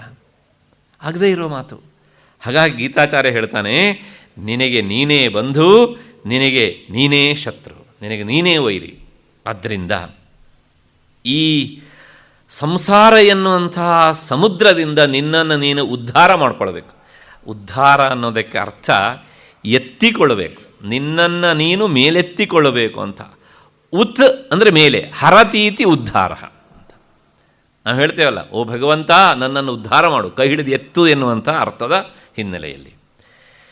ಈ ಹಿನ್ನೆಲೆಯಲ್ಲಿ ಗೀತಾಚಾರ್ಯ ನೇರವಾಗಿ ಹೇಳೋದಿಲ್ಲ, ಆದರೆ ನಿನ್ನನ್ನು ನೀನು ಉದ್ಧಾರ ಮಾಡಿಕೊಳ್ಳಬೇಕು ಎನ್ನುವ ಹೇಳುವ ಶಬ್ದದ ಮೂಲಕ ನಿನ್ನನ್ನು ನೀನು ಮೇಲೆತ್ತಿಕೊಳ್ಳಬೇಕು. ಎಲ್ಲಿಂದ? ಸಂಸಾರ ಎನ್ನುವಂತಹ ಸಾಗರದಿಂದ, ಕಡಲಿನಿಂದ ಅಂತ. ಈ ಮಾತು ಹೇಳಿದಾಗ ನಮಗೊಂದು ಸಂಶಯ ಬರ್ತದೆ. ಏನು ಅಂದರೆ, ಹಾಗಿದ್ದರೆ ಈ ಸಂಸಾರವನ್ನು ಯಾಕೆ ಸಮುದ್ರಕ್ಕೆ ಹೋಲಿಸ್ತಾರೆ? ಸಂಸಾರಕ್ಕೂ ಮತ್ತು ಸಾಗರಕ್ಕೂ ಇರುವಂತಹ ಸಂಬಂಧ ಏನು ಅಂತ ಬಹಳ ಹಿಂದೆ ಒಂದು ಸಲ ನಾನು ಹೇಳಿದ ಜ್ಞಾಪಕ, ಅದನ್ನು ಆರು ಇನ್ನೊಂದು ಸಲ ಸ್ಮರಣೆಗೆ ತಂದು ಬಿಡ್ತೇನೆ. ಯಾಕೆಂದರೆ ಪ್ರಾಚೀನ ನಮ್ಮ ವ್ಯಾಖ್ಯಾನಕಾರರು ಈ ಮಾತನ್ನು ಒತ್ತಿ ಹೇಳ್ತಾರೆ ಇಲ್ಲಿ. ಹಾಗಾಗಿ ಸಂಸಾರಕ್ಕೂ ಸಮುದ್ರಕ್ಕೂ ಒಂದು ಸಂಬಂಧ ಉಂಟು. ಏನು ಸಂಬಂಧ ಉಂಟು ಅಂದರೆ, ಸಮುದ್ರದ ಆಳವನ್ನು ಅಂತವನ್ನು ಯಾರೂ ಕಂಡವರಿಲ್ಲ. ಹಾಗೆಯೇ ಸಂಸಾರದ ಆಳವನ್ನು, ಸಂಸಾರ ಅಂದರೆ ಕೇವಲ ಗಂಡ ಹೆಂಡತಿ ಕೂಡಿ ಬದುಕುವುದು ಅಂತ ಇಷ್ಟೇ ಅರ್ಥ ಅಲ್ಲ, ಇಡೀ ಪ್ರಪಂಚ. ಇದರ ಆಳವನ್ನು ಮತ್ತು ಇದರ ಅಂತವನ್ನು, ಕೊನೆಯನ್ನು ಸಹ ಕಂಡವರಿಲ್ಲ. ಹಾಗಾಗಿ ನೋಡಿ, ಈ ಅಂಶದಲ್ಲಿ ಸಂಸಾರಕ್ಕೂ ಸಮುದ್ರಕ್ಕೂ ಒಂದು ಸಾದೃಶ್ಯ ಎನ್ನುವಂಥದ್ದು ಉಂಟು. ಮತ್ತು ಎರಡನೇದು, ಸಮುದ್ರದಲ್ಲಿ ನೀರು ಕುಡಿಬೇಕು ಅಂತ ನೀವು ಎಲ್ಲೇ ಬಾಯಿ ಹಾಕಿದ್ರೂ ಸಹ ಆ ನೀರು ಬರೀ ಉಪ್ಪೆ. ಹಾಗೆಯೇ ಸಂಸಾರದಲ್ಲಿ ನಾವು ಅನುಭವಿಸುವುದೂ ಸಹ ಇದೂ ಸಹ ಒಂದು ದೃಷ್ಟಿಯಲ್ಲಿ ಉಪ್ಪೆ. ಅಂದರೆ ನಾವು ಅನುಭವಿಸುವಂತಹ ಸುಖ ಏನಿದೆಯಲ್ಲ, ಈ ಸುಖ ಏನೋ ಅಷ್ಟೋ ಇಷ್ಟೋ ತಾತ್ಕಾಲಿಕ ಸುಖ ಕೊಡಬಹುದು, ಆದರೆ ಇದು ಸಂಪೂರ್ಣವಾಗಿ ದುಃಖ ಸ್ಪರ್ಶ ಇಲ್ಲದೇ ಇರುವಂಥ ಸುಖ ಅಲ್ಲ. ಕಾಫಿ ಕುಡಿತೇವೆ, ಹಿತವಾಗ್ತದೆ. ಅಕಸ್ಮಾತ್ ಸ್ವಲ್ಪ ಬಿಸಿ ಇದ್ದರೆ ನಾಲಿಗೆ ಸುಟ್ಟು ಹೋದರೆ ಮಾಡಿಕೊಟ್ಟವ್ರನ್ನ ಬೈತೇವೆ. ಅಥವಾ ಶುಗರ್ ಲೆಸ್ ಕುಡಿಯೋನಿಗೆ ಶುಗರ್ ಹಾಕಿದರೆ ಕೋಪ ಬರ್ತದೆ, ಶುಗರ್ ಬೇಕಾದವನಿಗೆ ಕಡಿಮೆ ಹಾಕಿದರೆ ಕೋಪ ಬರ್ತದೆ. ಹೀಗೆ ನಾವು ಅನುಭವಿಸುವಂಥ ಪ್ರತಿಯೊಂದು ಸುಖದಲ್ಲೂ ಸಹ ಎಲ್ಲೋ ಒಂದು ಕಡೆಗೆ ಆ ದುಃಖ ಅಂಟಿಕೊಂಡೇ ಇರ್ತದೆ. ಹಾಗೆಯೇ ಸಮುದ್ರದ ನೀರು ಉಪ್ಪಾದಂತೆ ಈ ಸಂಸಾರದ ಸುಖವೂ ಸಹ ದುಃಖ ಎನ್ನುವಂಥ ಉಪ್ಪಿನಿಂದ ಸದಾ ಕೂಡಿರ್ತದೆ. ಆದ್ದರಿಂದ ಸಂಸಾರಕ್ಕೂ ಸಮುದ್ರಕ್ಕೂ ಒಂದು ಸಾಮ್ಯತೆ ಉಂಟು ಅಂತ. ಮತ್ತು ಈ ಸಮುದ್ರದಲ್ಲಿ ಯಾವಾಗಲೂ ಸಹ ತೆರೆಗಳು ಏಳುತ್ತವೆ ಇಳಿತವೆ, ಏಳುತ್ತವೆ ಇಳಿತವೆ. ಸಂಸಾರದಲ್ಲೂ ಸಹ ಈ ತೆರೆಗಳು ಏಳುತ್ತವೆ ಇಳಿತವೆ ಅಂತ ಹೇಳ್ತಾನೆ ಗೀತಾಚಾರ್ಯನ ಮಾತಿನ ಅರ್ಥ. ಕೆಲವು ಸಲ ಸುಖದ ತೆರೆಗಳು ಬರ್ತವೆ, ಮತ್ತು ಕೆಲವು ಸಲ ದುಃಖದ ತೆರೆಗಳು ಬರ್ತವೆ, ಅಲೆಗಳು ಬರ್ತವೆ. ಹಾಗಾಗಿ ಈ ಸಂಸಾರಕ್ಕೂ ಸಮುದ್ರಕ್ಕೂ ಒಂದು ಸಾದೃಶ್ಯ ಉಂಟು, ಒಂದು ಹೋಲಿಕೆ ಉಂಟು, ಸಾಮ್ಯತೆ ಉಂಟು ಹೀಗೆ ಅಂತ. ಮತ್ತಷ್ಟೇ ಅಲ್ಲ, ಈ ಸಮುದ್ರದಲ್ಲಿ ತಿಮಿಂಗಿಲಗಳಿರ್ತವೆ. ಬರೇ ತಿಮಿಂಗಿಲ ಅಲ್ಲ, ತಿಮಿಂಗಿಲಗಿಲಗಳೂ ಸಹ ಇರ್ತವೆ. ತಿಮಿ ಅಂದರೆ ಒಂದು ಸಣ್ಣ ಮೀನ. ಆ ಮೀನನ್ನು ತಿಂದು ಬದುಕುವಂಥ ದೊಡ್ಡ ಮೀನಿಗೆ ತಿಮಿಂಗಿಲ ಅಂತ ಹೆಸರು. ಆ ತಿಮಿಂಗಿಲವನ್ನೂ ತಿಂದು ತೇಗುವಂಥ ಇನ್ನೂ ದೊಡ್ಡ ಮೀನಕ್ಕೆ ತಿಮಿಂಗಿಲಗಿಲ ಅಂತ ಹೆಸರು. ಹಾಗೆಯೇ ಈ ಸಂಸಾರದಲ್ಲೂ ಸಹ ನಮ್ಮ ಅಕ್ಕಪಕ್ಕದಲ್ಲಿನೇ ಬಲಿಷ್ಠರಾದಂಥ ದುಷ್ಟರು ಎನ್ನುವಂಥ ತಿಮಿಂಗಿಲಗಳು ಬೇಕಷ್ಟು ಜನ ಇದ್ದಾರೆ. ಇವರೆಲ್ಲ ನಮ್ಮನ್ನು ಉದ್ಧಾರ ಮಾಡ್ತೀನಿ ಅಂತ ಹೇಳ್ತಾನೆ ಇರ್ತಾರೆ, ಆದರೆ ಇವರು ಉದ್ಧಾರಕ್ಕೋಸ್ಕರ ಏನೇನು ಮಾಡ್ತಾರೆ, ಆಮೇಲೆ ಇವರೆಲ್ಲ ಎಲ್ಲೆಲ್ಲ ಹೋಗಿ ಸೇರಿಕೊಳ್ತಾರೆ. ಇವರೆಲ್ಲ ತಿಮಿಂಗಿಲಗಳು ಅಲ್ವೇನೋ? 5,000 ವರ್ಷಗಳ ಹಿಂದೆ ಹೇಳಿದ ಮಾತು. ನಾವು ಕೊಟ್ಟಿದ್ದು ಯಾವುದನ್ನು ಸಹ ನಮಗೆ ವಾಪಸ್ ಕೊಡಲಿಕ್ಕಾಗಿ ಪ್ರಾಮಾಣಿಕ ಪ್ರಯತ್ನ ಮಾಡದೆ ಎಲ್ಲ ಇವ್ರ ಜೇಬಿಗೆ ಹಾಕಿಕೊಳ್ತಾ ಇರುವಂತಹ ಇವ್ರ ಮಕ್ಕಳು, ಇವ್ರ ಮೊಮ್ಮಕ್ಕಳು, ಮರಿ ಮಕ್ಕಳು, ಮರಿ ಮರಿ ಮರಿ ಮರಿ ಮೊಮ್ಮಕ್ಕಳು ತಿಂದರೂ ಸಹ ಖರ್ಚಾಗದೇ ಇರುವಷ್ಟು ನನಗಿರಲಿ ಅಂತ ಬಯಸುವಂಥ ಇವರು ತಿಮಿಂಗಿಲಗಳಲ್ವಾ? ಹಾಗಾಗಿ ಇಂತಹ ತಿಮಿಂಗಿಲಗಳು ಈ ಸಮುದ್ರದಲ್ಲಿ ಇವೆ. ಆದ್ದರಿಂದ ಸಂಸಾರವೂ ಸಹ ಇದೊಂದು ಸಮುದ್ರ. ಮತ್ತು ಸಮುದ್ರದಲ್ಲಿ ಬಿದ್ದವನು ಮೇಲೆ ಏಳ್ತಾನೆ, ಮತ್ತು ಕೆಳಗೆ ಮುಳುಗ್ತಾನೆ. ಹಾಗೆ ಈ ಸಂಸಾರ, ಈ ಪ್ರಪಂಚಕ್ಕೆ ಬಂದವನು ಸಹ ಸಾವು ಎನ್ನುವುದರ ಮೂಲಕ ಆಗಾಗ ಮುಳುಗ್ತಾನೆ, ಮತ್ತು ಹುಟ್ಟು ಎನ್ನುವುದರ ಮೂಲಕ ಮತ್ತೆ ಏಳುತ್ತಾನೆ. ಹಾಗಾಗಿ ಈ ಮುಳುಗುವಿಕೆ ಮತ್ತು ಏಳುಗುವಿಕೆ ಸಮುದ್ರದಲ್ಲಿ ಹೇಗೋ ಈ ಸಂಸಾರದಲ್ಲೂ ಹಾಗೆಯೇ ಉಂಟು ಅಂತ ಈ ಮಾತನ್ನು ಹೇಳ್ತಾ ಹೇಳ್ತಾ ಆಚಾರ್ಯ ಶಂಕರರು ಐತರೇಯ ಭಾಷ್ಯದಲ್ಲಿ ಈ ಸಂಸಾರದ ವರ್ಣನೆ ಮಾಡ್ತಾರೆ. ಸಮುದ್ರದ ರೂಪಕವನ್ನು ಇಟ್ಟು ಬಹಳ ಸುಂದರವಾದಂತಹ ಒಂದು ಕಲ್ಪನೆ ಅದು. ಅದನ್ನು ನಾನು ನನ್ನ ಗ್ರಂಥದಲ್ಲಿ ಒಂದು ಕಡೆಗೆ ಉಲ್ಲೇಖ ಮಾಡಿದ್ದೇನೆ, ಸ್ವಲ್ಪ ಅದನ್ನು ವಿವರಿಸ್ತೇನೆ. ನಮ್ಮ ಪ್ರಾಚೀನರು ಎಲ್ಲರೂ ಸಹ, ಮಧುಸೂದನ ಸರಸ್ವತಿಗಳೂ ಅದನ್ನು ವರ್ಣನೆ ಮಾಡಿದ್ದಾರೆ. ಆಚಾರ್ಯ ಶಂಕರರು ನೇರವಾಗಿ ಇಲ್ಲಿ ಹೇಳಲಿಲ್ಲ, ಆದರೆ ತಮ್ಮ ಐತರೇಯ ಭಾಷೆಯಲ್ಲಿ ಹೇಳಿದ್ದಾರೆ. ಉಪನಿಷತ್ತಿನ ಭಾಷೆಯಲ್ಲಿ ಹೇಳಿದ್ದಾಗಿದೆಯಲ್ಲ, ಮತ್ತಿಲ್ಲಿ ಯಾಕೆ ಹೇಳಬೇಕು, ಬೇಕಾದ್ರೆ ನೋಡ್ಕೊಳ್ತಾರೆ ಅಂತ ಬಿಟ್ಟಿರ್ಬೋದು ಅಂತ ಕಾಣುತ್ತೆ. ಅದನ್ನು ಒಮ್ಮೆ ನಿಮ್ಮ ಗಮನಕ್ಕೆ ತಂದು ಬಿಡ್ತೇನೆ. ಸಂಸಾರಾರ್ಣವೇ ಅಂತ ಪ್ರಾರಂಭ ಆಗುತ್ತೆ. ಭಾಳ ಸುದೀರ್ಘವಾಗಿ ವರ್ಣನೆ ಮಾಡ್ತಾನೆ, ಬರೇ ರೂಪಕ. ಏನು ಅಂದರೆ, ಈ ಸಂಸಾರ ಎನ್ನುವಂಥ ಸಮುದ್ರದಲ್ಲಿ ನೀರು ಇದೆ. ಇದು ಯಾವ ನೀರು ಅಂದರೆ ಅಜ್ಞಾನ, ಕಾಮ, ಕರ್ಮ ಇವುಗಳಿಂದ ಹುಟ್ಟಿದಂತಹ ದುಃಖ ಎನ್ನುವಂಥ ನೀರೇ ಇಲ್ಲಿ ತುಂಬಿರೋದು ಅಂತ. ಹಾಗಾಗಿ ಬರೇ ದುಃಖವೇ ಇಲ್ಲಿರುವಂಥ ನೀರು. ಹಾಗಿದ್ದರೆ ಸಮುದ್ರದಲ್ಲಿ ಮಹಾ ಮೊಸಳೆಗಳೆಲ್ಲ ಇರ್ತಾವಲ್ಲ, ಇಲ್ಲೂ ಮೊಸಳೆಗಳಿವೆ ಅಂತಾರೆ. ಯಾವ್ಯಾವುದು ಅಂದರೆ ಮಹಾ ರೋಗಗಳು. ಆ ಮೊಸಳೆಗಳ ಬಾಯಿಗೆ ಸಿಕ್ಕಾಕ್ಕೊಂಡು ತಪ್ಪಿಸಿಕೊಳ್ಳೋದು ಬಹಳ ಕಷ್ಟ. ಮತ್ತು ಇನ್ನೊಂದು ಮೊಸಳೆ ಉಂಟು ಇಲ್ಲಿ, ನಮಗೆ ಯಾರಿಗೂ ಬೇಡದೇ ಇರುವಂಥ ಮುಪ್ಪು ಎನ್ನುವಂಥ ಮೊಸಳೆ ಇನ್ನೊಂದು ಮೊಸಳೆ ಉಂಟು, ಯಾರೂ ಇಷ್ಟಪಡದೇ ಇರುವಂತಹದ್ದು, ಸಾವು ಎನ್ನುವಂಥ ಮೊಸಳೆ ಇಲ್ಲುಂಟು. ಅಂದರೆ ರೋಗ, ಮುಪ್ಪು, ಸಾವು ಎನ್ನುವಂಥ ಈ ಮೊಸಳೆಗಳಿಂದ ಈ ಸಂಸಾರ ಸಮುದ್ರ ತುಂಬಿ ಹೋಗಿದೆ ಅಂತಾರೆ. ಮತ್ತು ಈ ಸಂಸಾರ ಸಮುದ್ರಕ್ಕೆ ಆದಿ ಇಲ್ಲ, ಅದಕ್ಕೆ ಅಂತ್ಯವೂ ಇಲ್ಲ, ಆದ್ದರಿಂದಲೇ ಇದಕ್ಕೆ ದಡವೂ ಇಲ್ಲ ಅಂತಾರೆ. ಬಹಳ ಅದನ್ನು ಓದ್ತಾ ಓದ್ತಾ ನಮಗೆ ಭಯ ಆಗ್ತದೆ. ಆ ರೀತಿಯಾಗಿ ವರ್ಣನೆ ಮಾಡ್ತಾರೆ. ಸಂಸಾರದ ದಡವನ್ನು ಕಂಡವರು ಯಾರೋ ಕೆಲವು ಜನ ಮಾತ್ರ ಆ ದಡವನ್ನು ಸೇರಿದ್ದಾರೆ. ಜೀವನ್ಮುಕ್ತರು, ಸ್ಥಿತಪ್ರಜ್ಞ, ಗೀತೆಯಲ್ಲೇ ಮುಂದೆ ಬರುವಂತಹ ಗುಣಾತೀತ, ಇಂಥವರೆಲ್ಲ ಈ ದಡವನ್ನು ಸೇರಿದವರು. ಮತ್ತು ಇದರ ತಳ ಅಂತೂ ಯಾರಿಗೂ ಸಿಗೋದೇ ಇಲ್ಲ. ಯಾಕೆಂದರೆ ನಮ್ಮೆಲ್ಲರ ಹಣೆಬರ ಹೇಗಿದೆ ಕೇಳಿದರೆ, ಅಗಳು ಸಿಗ್ತದೆ ಅಂಥೇಳಿ ತಿಳಿ ಕುಡ್ದ ಅಂತ ಒಂದು ಗಾದೆ ಉಂಟಲ್ಲ, ಹಾಗಾಗಿದೆ. ನಾಳೆ ಸುಖ ಸಿಗ್ತದೆ, ನಾಳೆ ಸುಖ ಸಿಗ್ತದೆ ಅಂತ ನಾವು ತಿಳಿ ಕುಡಿತಾನೇ ಇದ್ದೇವೆ. ಆದರೆ ಅಗಳು ಮಾತ್ರ ಸಿಕ್ಕಿದ ಅನುಭವ ಯಾರಿಗೂ ಇಲ್ಲ. ಅದರ ಜೊತೆಗೆ ಈ ಇಂದ್ರಿಯ ವಸ್ತುಗಳಿಂದ ಉಂಟಾಗುವಂತಹ ಕ್ಷಣಿಕವಾದಂತಹ ಸುಖವೇ ಇಲ್ಲಿ ನಮಗೆ ತಾತ್ಕಾಲಿಕವಾಗಿ ಸಿಗುವಂತಹ ವಿಶ್ರಾಂತಿಯ ಸ್ಥಾನ. ಅದೇ ತಾತ್ಕಾಲಿಕವಾದ ಸುಖದ ಸ್ಥಾನ, ಅದೇ ಶೆಲ್ಟರ್ ನಮಗೆ. ಮತ್ತು ಈ ಶಬ್ದ, ಸ್ಪರ್ಶ, ರೂಪ, ರಸ, ಗಂಧ ಎನ್ನುವಂಥ ಈ ಬಯಕೆ ಎಂಬ ಬಿರುಗಾಳಿಯಿಂದ ಎದ್ದಂಥ ನೂರಾರು ಅನರ್ಥಗಳಿದ್ದಾವಲ್ಲ, ಈ ಅನರ್ಥಗಳೇ ದೊಡ್ಡ ದೊಡ್ಡ ಅಲೆಗಳು ಸದಾ ಸುಳಿತಾ ಇರ್ತವೆ. ಅಂದರೆ ಆ ಅಲೆಯಿಂದ ತಪ್ಪಿಸ್ಕೊಳ್ತೇವೆ, ಈ ಅಲೆಗೆ ಬೀಳ್ತೇವೆ, ಈ ಅಲೆಯಿಂದ ತಪ್ಪಿಸ್ಕೊಳ್ತೇವೆ, ಇನ್ನೊಂದು ಅಲೆಗೆ ಹೋಗಿ ನಾವು ಬೀಳ್ತೇವೆ.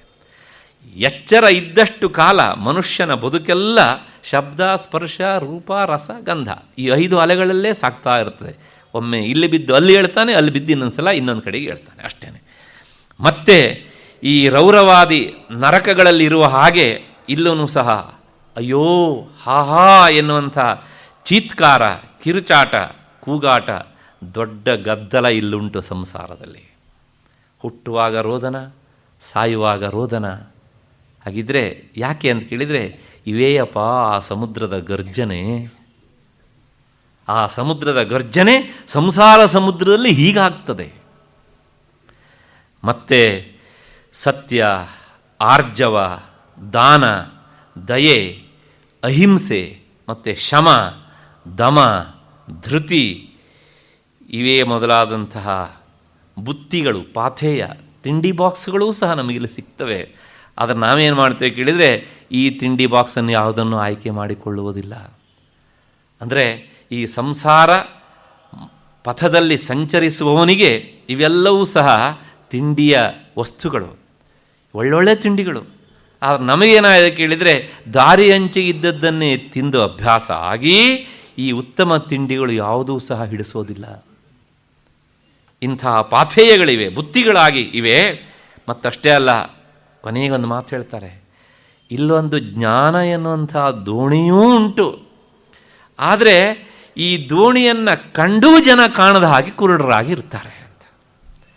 ಅಷ್ಟೇ ಅಲ್ಲ, ಈ ದೋಣಿಯನ್ನು ನಾವು ಪಡೆದುಕೊಳ್ಳೋದಕ್ಕೆ ಹೋಗಿ ಸೇರೋದಕ್ಕೆ ಆ ದೋಣಿಗೆ ಸತ್ಸಂಗ ಎನ್ನುವಂಥ ಮತ್ತು ಸರ್ವತ್ಯಾಗ ಎನ್ನುವಂಥ ಮಾರ್ಗಗಳೂ ಇಲ್ಲಿವೆ. ಆದರೆ ಆ ದಾರಿ ಮೂಲಕ ಹೋಗೋದಿಲ್ಲ. ಹಾಗೆ ಹೋಗುವವರಿಗೆ ಅಲ್ಲಿ ಮೋಕ್ಷ ಎನ್ನುವಂಥ ದಡವೂ ಸಿಗ್ತದೆ. ಅಂದರೆ ಈ ಸಂಸಾರ ಸಮುದ್ರದ ದಡ ಯಾವುದು ಅಂದರೆ ಮೋಕ್ಷವೇ ಅದರ ದಡ ಅಂತ. ಹೀಗೆ ಆಚಾರ್ಯರು ಐತರೀಯ ಭಾಷ್ಯದಲ್ಲಿ ಈ ಸಂಸಾರ ಸಮುದ್ರದ ವರ್ಣನೆಯನ್ನು ಮಾಡಿದ್ದಾರೆ. ಮತ್ತು ಇಷ್ಟು ಆದ ಮೇಲೆ ಮುಂದೆ 6ನೆಯ ಶ್ಲೋಕ. ಈ ಶ್ಲೋಕ ಏನು ಅಂದರೆ, ಬಂಧುರಾತ್ಮಾತ್ಮನಸ್ತಸ್ಯ ಏನಾತ್ಮೈವ ಆತ್ಮನಾಜಿತಃ ಅನಾತ್ಮನಸ್ತು ಶತ್ರುತ್ವೇ ವರ್ತೇತ ಆತ್ಮೈವ ಶತ್ರುವತು. ಅರ್ಜುನ, ಯಾವನು ತನ್ನನ್ನು ತಾನೇ ಜಯಿಸಿಕೊಂಡು ಇರ್ತಾನೋ ಅವನು ತನಗೆ ತಾನೇ ನಿಜವಾದಂತಹ ಬಂಧು. ಆದರೆ ಅನಾತ್ಮನಾದವನಾದರೆ, ಅಂದರೆ ಅಜಿತೇಂದ್ರಿಯನಾದವನು ತನಗೆ ತಾನೇ ಶತ್ರುವಿನಂತೆ ವೈರಭಾವದಲ್ಲಿ ನಿಂತಿರ್ತಾನೆ.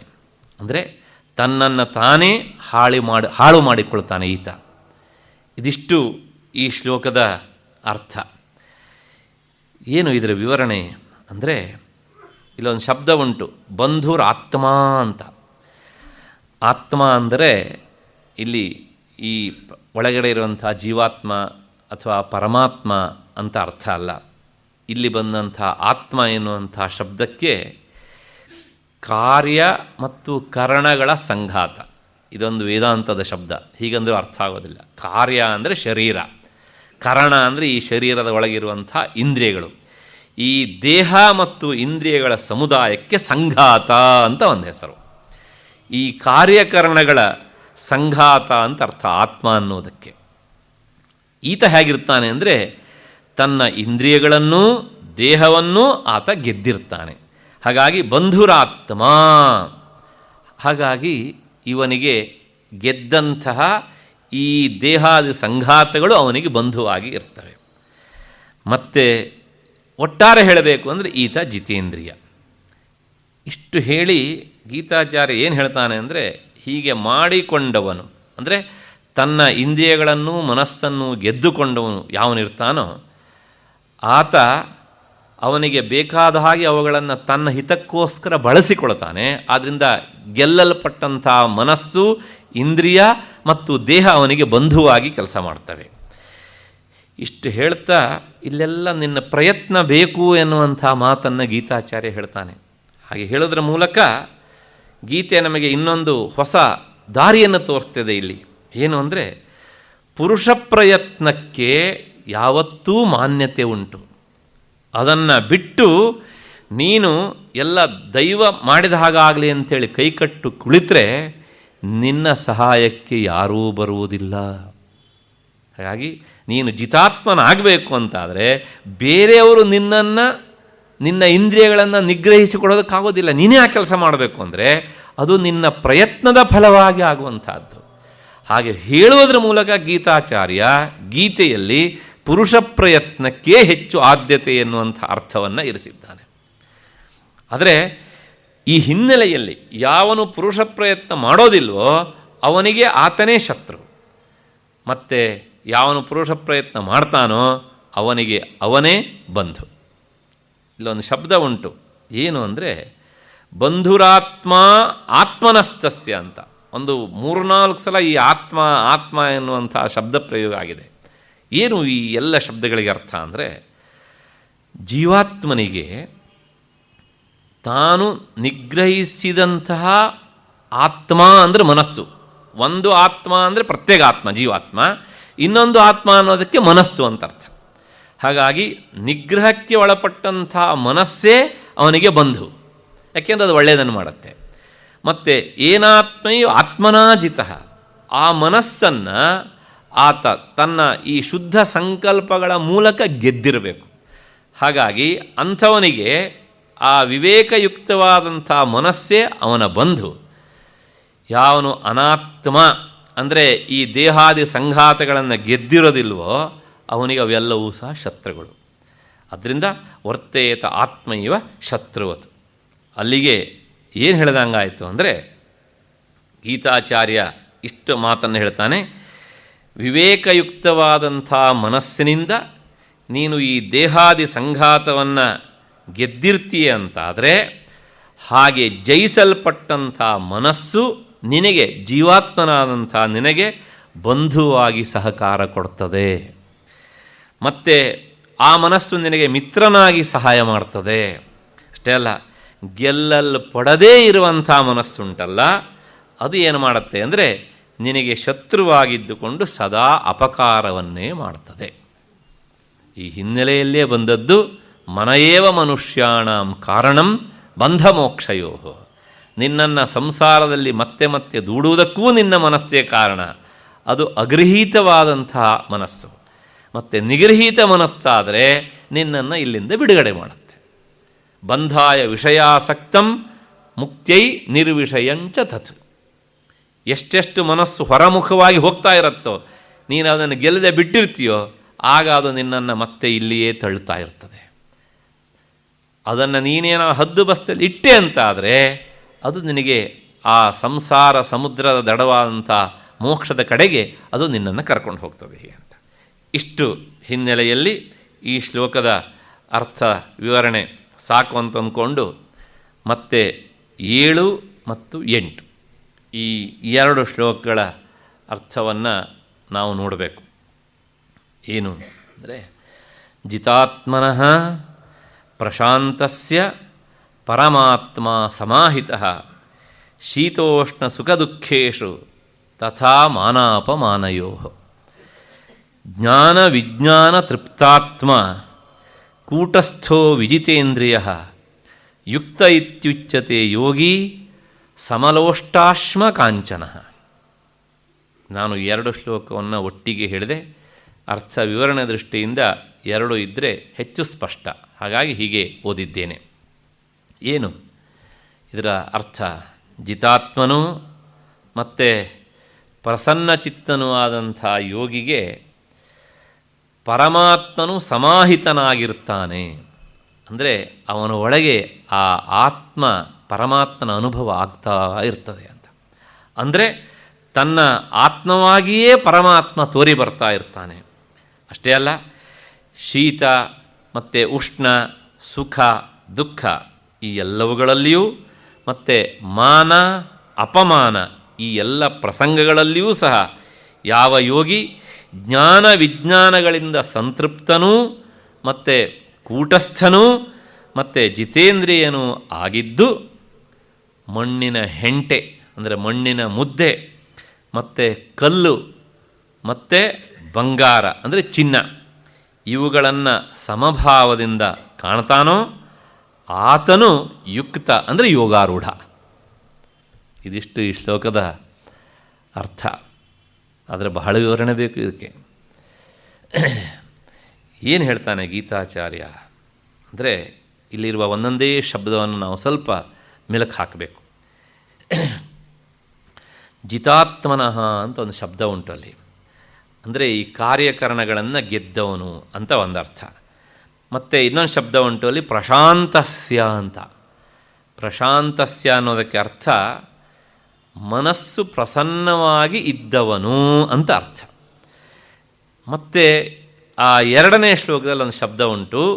ಏನು ಅಂದರೆ ಜ್ಞಾನ ವಿಜ್ಞಾನ ತೃಪ್ತಾತ್ಮ ಅಂತ. ಏನು ಈ ಶಬ್ದಕ್ಕೆ ಅರ್ಥ ಅಂದರೆ, ಜ್ಞಾನ ಅನ್ನೋದಕ್ಕೆ ಅರ್ಥ ನಾವು ಯಾವುದನ್ನು ಪುಸ್ತಕದ ಮೂಲಕ ಪಡೆದುಕೊಳ್ತೇವೋ ಶಾಸ್ತ್ರಜ್ಞಾನ, ಅಂದರೆ ಇವತ್ತಿನ ಭಾಷೆಯಲ್ಲಿ ಹೇಳಬೇಕು ಅಂದರೆ ಥೇರಿ, ಇದಕ್ಕೆ ಜ್ಞಾನ ಅಂತ ಹೆಸರು ಶಾಸ್ತ್ರದ ಪರಿಭಾಷೆಯಲ್ಲಿ. ಇಷ್ಟೇ ಇದ್ದರೆ ಏನೂ ಆಗೋದಿಲ್ಲ. ಉದಾಹರಣೆಗೆ ಹೋಮ್ ಸೈನ್ಸಿಗೆ ಸಂಬಂಧಪಟ್ಟ ಹಾಗೆ ನೀವು ಸಾಕಷ್ಟು ಪುಸ್ತಕಗಳನ್ನು ಓದ್ತೀರಾ. ಅದನ್ನು ಹಾಗೆ ಮಾಡಬೇಕು, ಇದಕ್ಕೆ ಇಷ್ಟು ಹಾಕಬೇಕು, ಇದನ್ನು ಮಿಶ್ರಣ ಮಾಡಬೇಕು, ಇಷ್ಟು ಬೆಂಕಿ ಉರಿಸ್ಬೇಕು, ಏನೆಲ್ಲ ಹೇಳ್ತೀರಾ. ಆದರೆ ಅಷ್ಟು ಗೊತ್ತಿದ್ದ ಮಾತ್ರಕ್ಕೆ ನಿಮಗೆ ಅಡುಗೆಯನ್ನು ಮಾಡೋದಕ್ಕೆ ಬರುತ್ತಾ? ಇಲ್ಲ. ಹಾಗಾಗಿ ಥೇರಿನೇ ಯಾವಾಗಲೂ. ಆದರೆ ಥಿಯರಿ ಯಾವಾಗಲೂ ನಮಗೆ ಕರಗತ ಆಗೋದು ಯಾವಾಗ ಹೇಳಿದ್ರೆ ಪ್ರಾಕ್ಟಿಕಲ್ಲಿಗೆ ಇಳಿದಾಗ. ಹಾಗಾಗಿ ಆ ವಿಜ್ಞಾನ ಅನ್ನೋದಕ್ಕೆ ಅರ್ಥ ನಾವು ಶಾಸ್ತ್ರದಿಂದ ಏನನ್ನು ತಿಳ್ಕೊಂಡಿರ್ತೇವೋ ಅದನ್ನು ಅನುಭವಕ್ಕೆ ತಂದುಕೊಳ್ಳುವುದು ಅಂತ ಅರ್ಥ. ಅಂದರೆ ಜ್ಞಾನ ಅಂದರೆ ಪುಸ್ತಕದಿಂದ ಪಡೆದದ್ದು, ವಿಜ್ಞಾನ ಅಂದರೆ ಪುಸ್ತಕದಿಂದ ಪಡೆದದ್ದನ್ನು ಅನುಭವಕ್ಕೆ ಬರುವ ಹಾಗೆ ಸಾಧನೆ ಮಾಡಿಕೊಂಡಿತ್ತು. ಈ ಯೋಗಾರೂಢ ಹೇಗಿರ್ತಾನೆ ಅಂದರೆ ಜ್ಞಾನ ವಿಜ್ಞಾನ ತೃಪ್ತಾತ್ಮ. ಅಂದರೆ ಅವನಿಗೆ ಗ್ರಂಥದ ತಿಳುವಳಿಕೆಯೂ ಇರುತ್ತದೆ, ಮತ್ತು ಅದನ್ನು ಆಚರಿಸಿ ಸಾಧನೆಗೆ ತೊಡಗಿ ಅದನ್ನು ಅನುಭವಕ್ಕೂ ಸಹ ತಂದುಕೊಂಡಿರ್ತಾನೆ. ಹಾಗಾಗಿ ಈತ ಜ್ಞಾನ ವಿಜ್ಞಾನ ತೃಪ್ತಾತ್ಮ. ಇದು ಈ ಜ್ಞಾನ ವಿಜ್ಞಾನ ತೃಪ್ತಾತ್ಮ ಎನ್ನುವಂಥ ಶಬ್ದದ ವಿವರಣೆ. ಮತ್ತು ಆ 8ನೇ ಶ್ಲೋಕದಲ್ಲಿ ಇನ್ನೊಂದು ಶಬ್ದ ಉಂಟಲ್ಲಿ, ಕೂಟಸ್ಥ ಅಂತ. ವೇದಾಂತದಲ್ಲಿ ಈ ಶಬ್ದ ಪದೇ ಪದೇ ಬರ್ತದೆ. ಏನು ಕೂಟಸ್ಥ ಅಂದರೆ? ಕೂಟಸ್ಥ ಅನ್ನೋದಕ್ಕೆ ಅರ್ಥ ಅಲ್ಲಾಡದೇ ಇರುವಂತಹ ಕಲ್ಲು ಅಂತ ಅರ್ಥ. ಕೂಟ ಅಂದರೆ ನಿಶ್ಚಲವಾಗಿ ನಿಂತಂಥದ್ದು. ಅದರ ಹಾಗೆ ಅಂದರೆ ಕೂಟವತ್ ತಿಷ್ಠತೀತಿ ಕೂಟಸ್ಥ. ಅಲ್ಲಾಡದೇ ಇರುವಂಥ ಬಂಡೆ ಒಂದಿದ್ದರೆ ಅದನ್ನು ಕೂಟಸ್ಥ ಅಂತ, ಅಲ್ಲಾಡದೇ ಇರುವ ಹಾಗೆ ನಿಂತಂಥದ್ದು ಅಂತ. ಈ ಹಿನ್ನೆಲೆಯಲ್ಲಿ ಸಾಮಾನ್ಯವಾಗಿ ವೇದಾಂತದಲ್ಲಿ ಒಂದು ಉದಾಹರಣೆ ಕೊಡ್ತಾರೆ. ಕೂಟಸ್ಥ ಅನ್ನೋದಕ್ಕೆ ಅರ್ಥ ಈ ಕೂಟ ಅಂದರೆ ಅಕ್ಕ ಸಾಲಿಗೆ ಇರ್ತಾನಲ್ಲ ಗೋಲ್ಡ್ ಸ್ಮಿತ್, ಅವನ ಹತ್ರ ಒಂದು ಮರದ ತುಂಡಿಗೆ ಒಂದು ಕಬ್ಬಿಣದ ದೊಡ್ಡ ಹಾರೆಯನ್ನು ಆತ ಫಿಕ್ಸ್ ಮಾಡಿರ್ತಾನೆ. ಅದಕ್ಕೆ ಕೂಟಸ್ಥ ಅಂತ ಹೆಸರು ಶಾಸ್ತ್ರದ ಪರಿಭಾಷೆಯಲ್ಲಿ. ಬೇರೆ ಬೇರೆ ಸುಮಾರು 21 ಅರ್ಥಗಳಿವೆ ಕೂಟಸ್ಥ ಅನ್ನೋದಕ್ಕೆ. ಪ್ರಕೃತಕ್ಕೆ ನಮಗೆ ಆ ಅರ್ಥ ಇಲ್ಲಿ ಕೂಟಸ್ಥ. ಯಾಕೆ ಅಂದರೆ ಆ ಅಕ್ಕಸಾಲಿಗೆ ಏನು ಮಾಡ್ತಾನೆ ಅಂದರೆ, ಆ ಕಬ್ಬಿಣದ ಗೂಟ ಇರುತ್ತಲ್ಲ ಅದರ ಮೇಲೆ ಬಂಗಾರವನ್ನು ಮಾಡುವಾಗ ಬಂಗಾರದ ಆ ತುಣುಕುಗಳನ್ನಿಟ್ಟು ತನ್ನ ಸುತ್ತಿಗೆಯಿಂದ ಅದಕ್ಕೆ ಬಡಿತಾನೆ. ಹಾಗೆ ಬಡಿಯಲ್ಪಟ್ಟಂತಹ ಬಂಗಾರದ ತುಣುಕು ಏನುಂಟು ಪೀಸು, ಅದು ಬದಲಾವಣೆ ಆಗತ್ತೆ ಅಷ್ಟೇ ಹೊರತು ಸಹ ಅವನ ಅಜ್ಜನ ಕಾಲದಿಂದಲೂ ಬಡಿಸ್ಕೊಂಡೇ ಬಂದಂಥ ಆ ಗೂಟ ಮಾತ್ರ ಇವತ್ತಿಗೂ ಹಾಗೇ ಇರ್ತದೆ.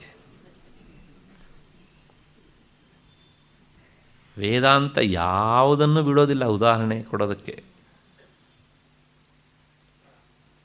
ನೀವು ನೋಡಿ, ಅವತ್ತಿಂದ ಹೊಡಿತಾ ಇದ್ದಾನೆ, ಅದು ಮಾತ್ರ ಹಾಗೇ ಇರುತ್ತೆ. ಅದು ಎಷ್ಟೇ ಹೊಡೆಸ್ಕೊಂಡ್ರೂ ಸಹ ಅದು ನಿರ್ವಿಕಾರವಾಗಿ ಇರುತ್ತೆ.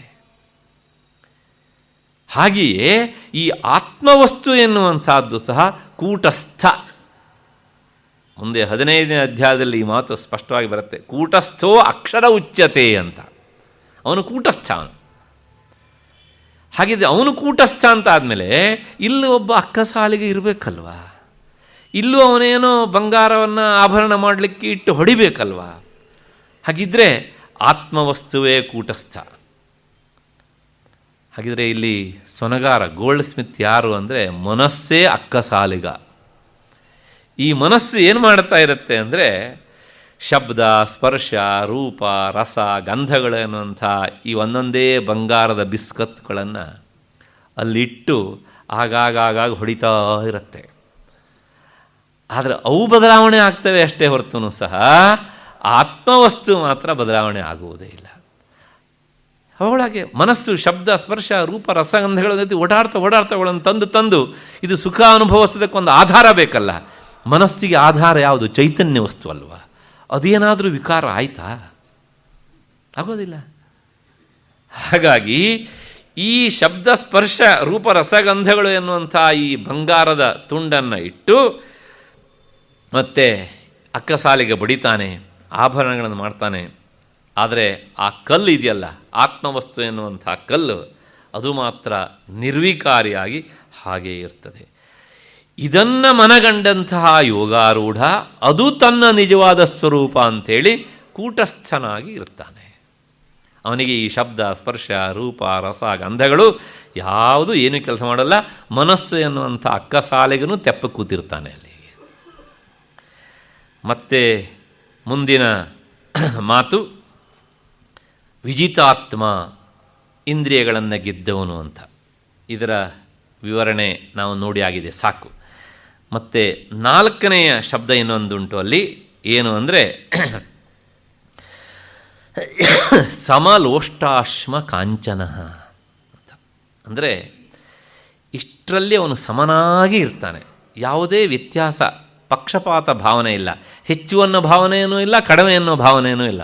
ಯಾವ್ಯಾವುದರಲ್ಲಿ ಅಂದರೆ, ಒಂದು ಲೋಷ್ಟ ಅಂದರೆ ಮಣ್ಣು ಮುದ್ದೆ, ಲಂಪ್ ಆಫ್ ದ ಮಡ್, ಅದರಲ್ಲಿ.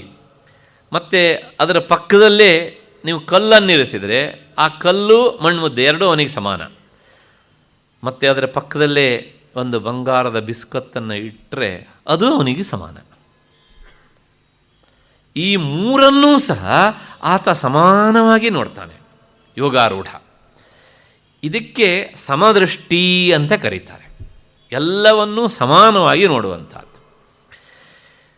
ಆದರೆ ನಮ್ಮ ಪ್ರಶ್ನೆ ಏನು ಅಂದರೆ, ಇಲ್ಲಿ ಈ ಕಲ್ಲನ್ನು ಮಣ್ಣನ್ನು ಅಕ್ಕಪಕ್ಕ ಇಟ್ಟರೆ ಎರಡನ್ನೂ ಸಮಾನ ಭಾವನೆಯಿಂದ ನೋಡೋದಕ್ಕೆ ನಮಗೂ ಬರುತ್ತೆ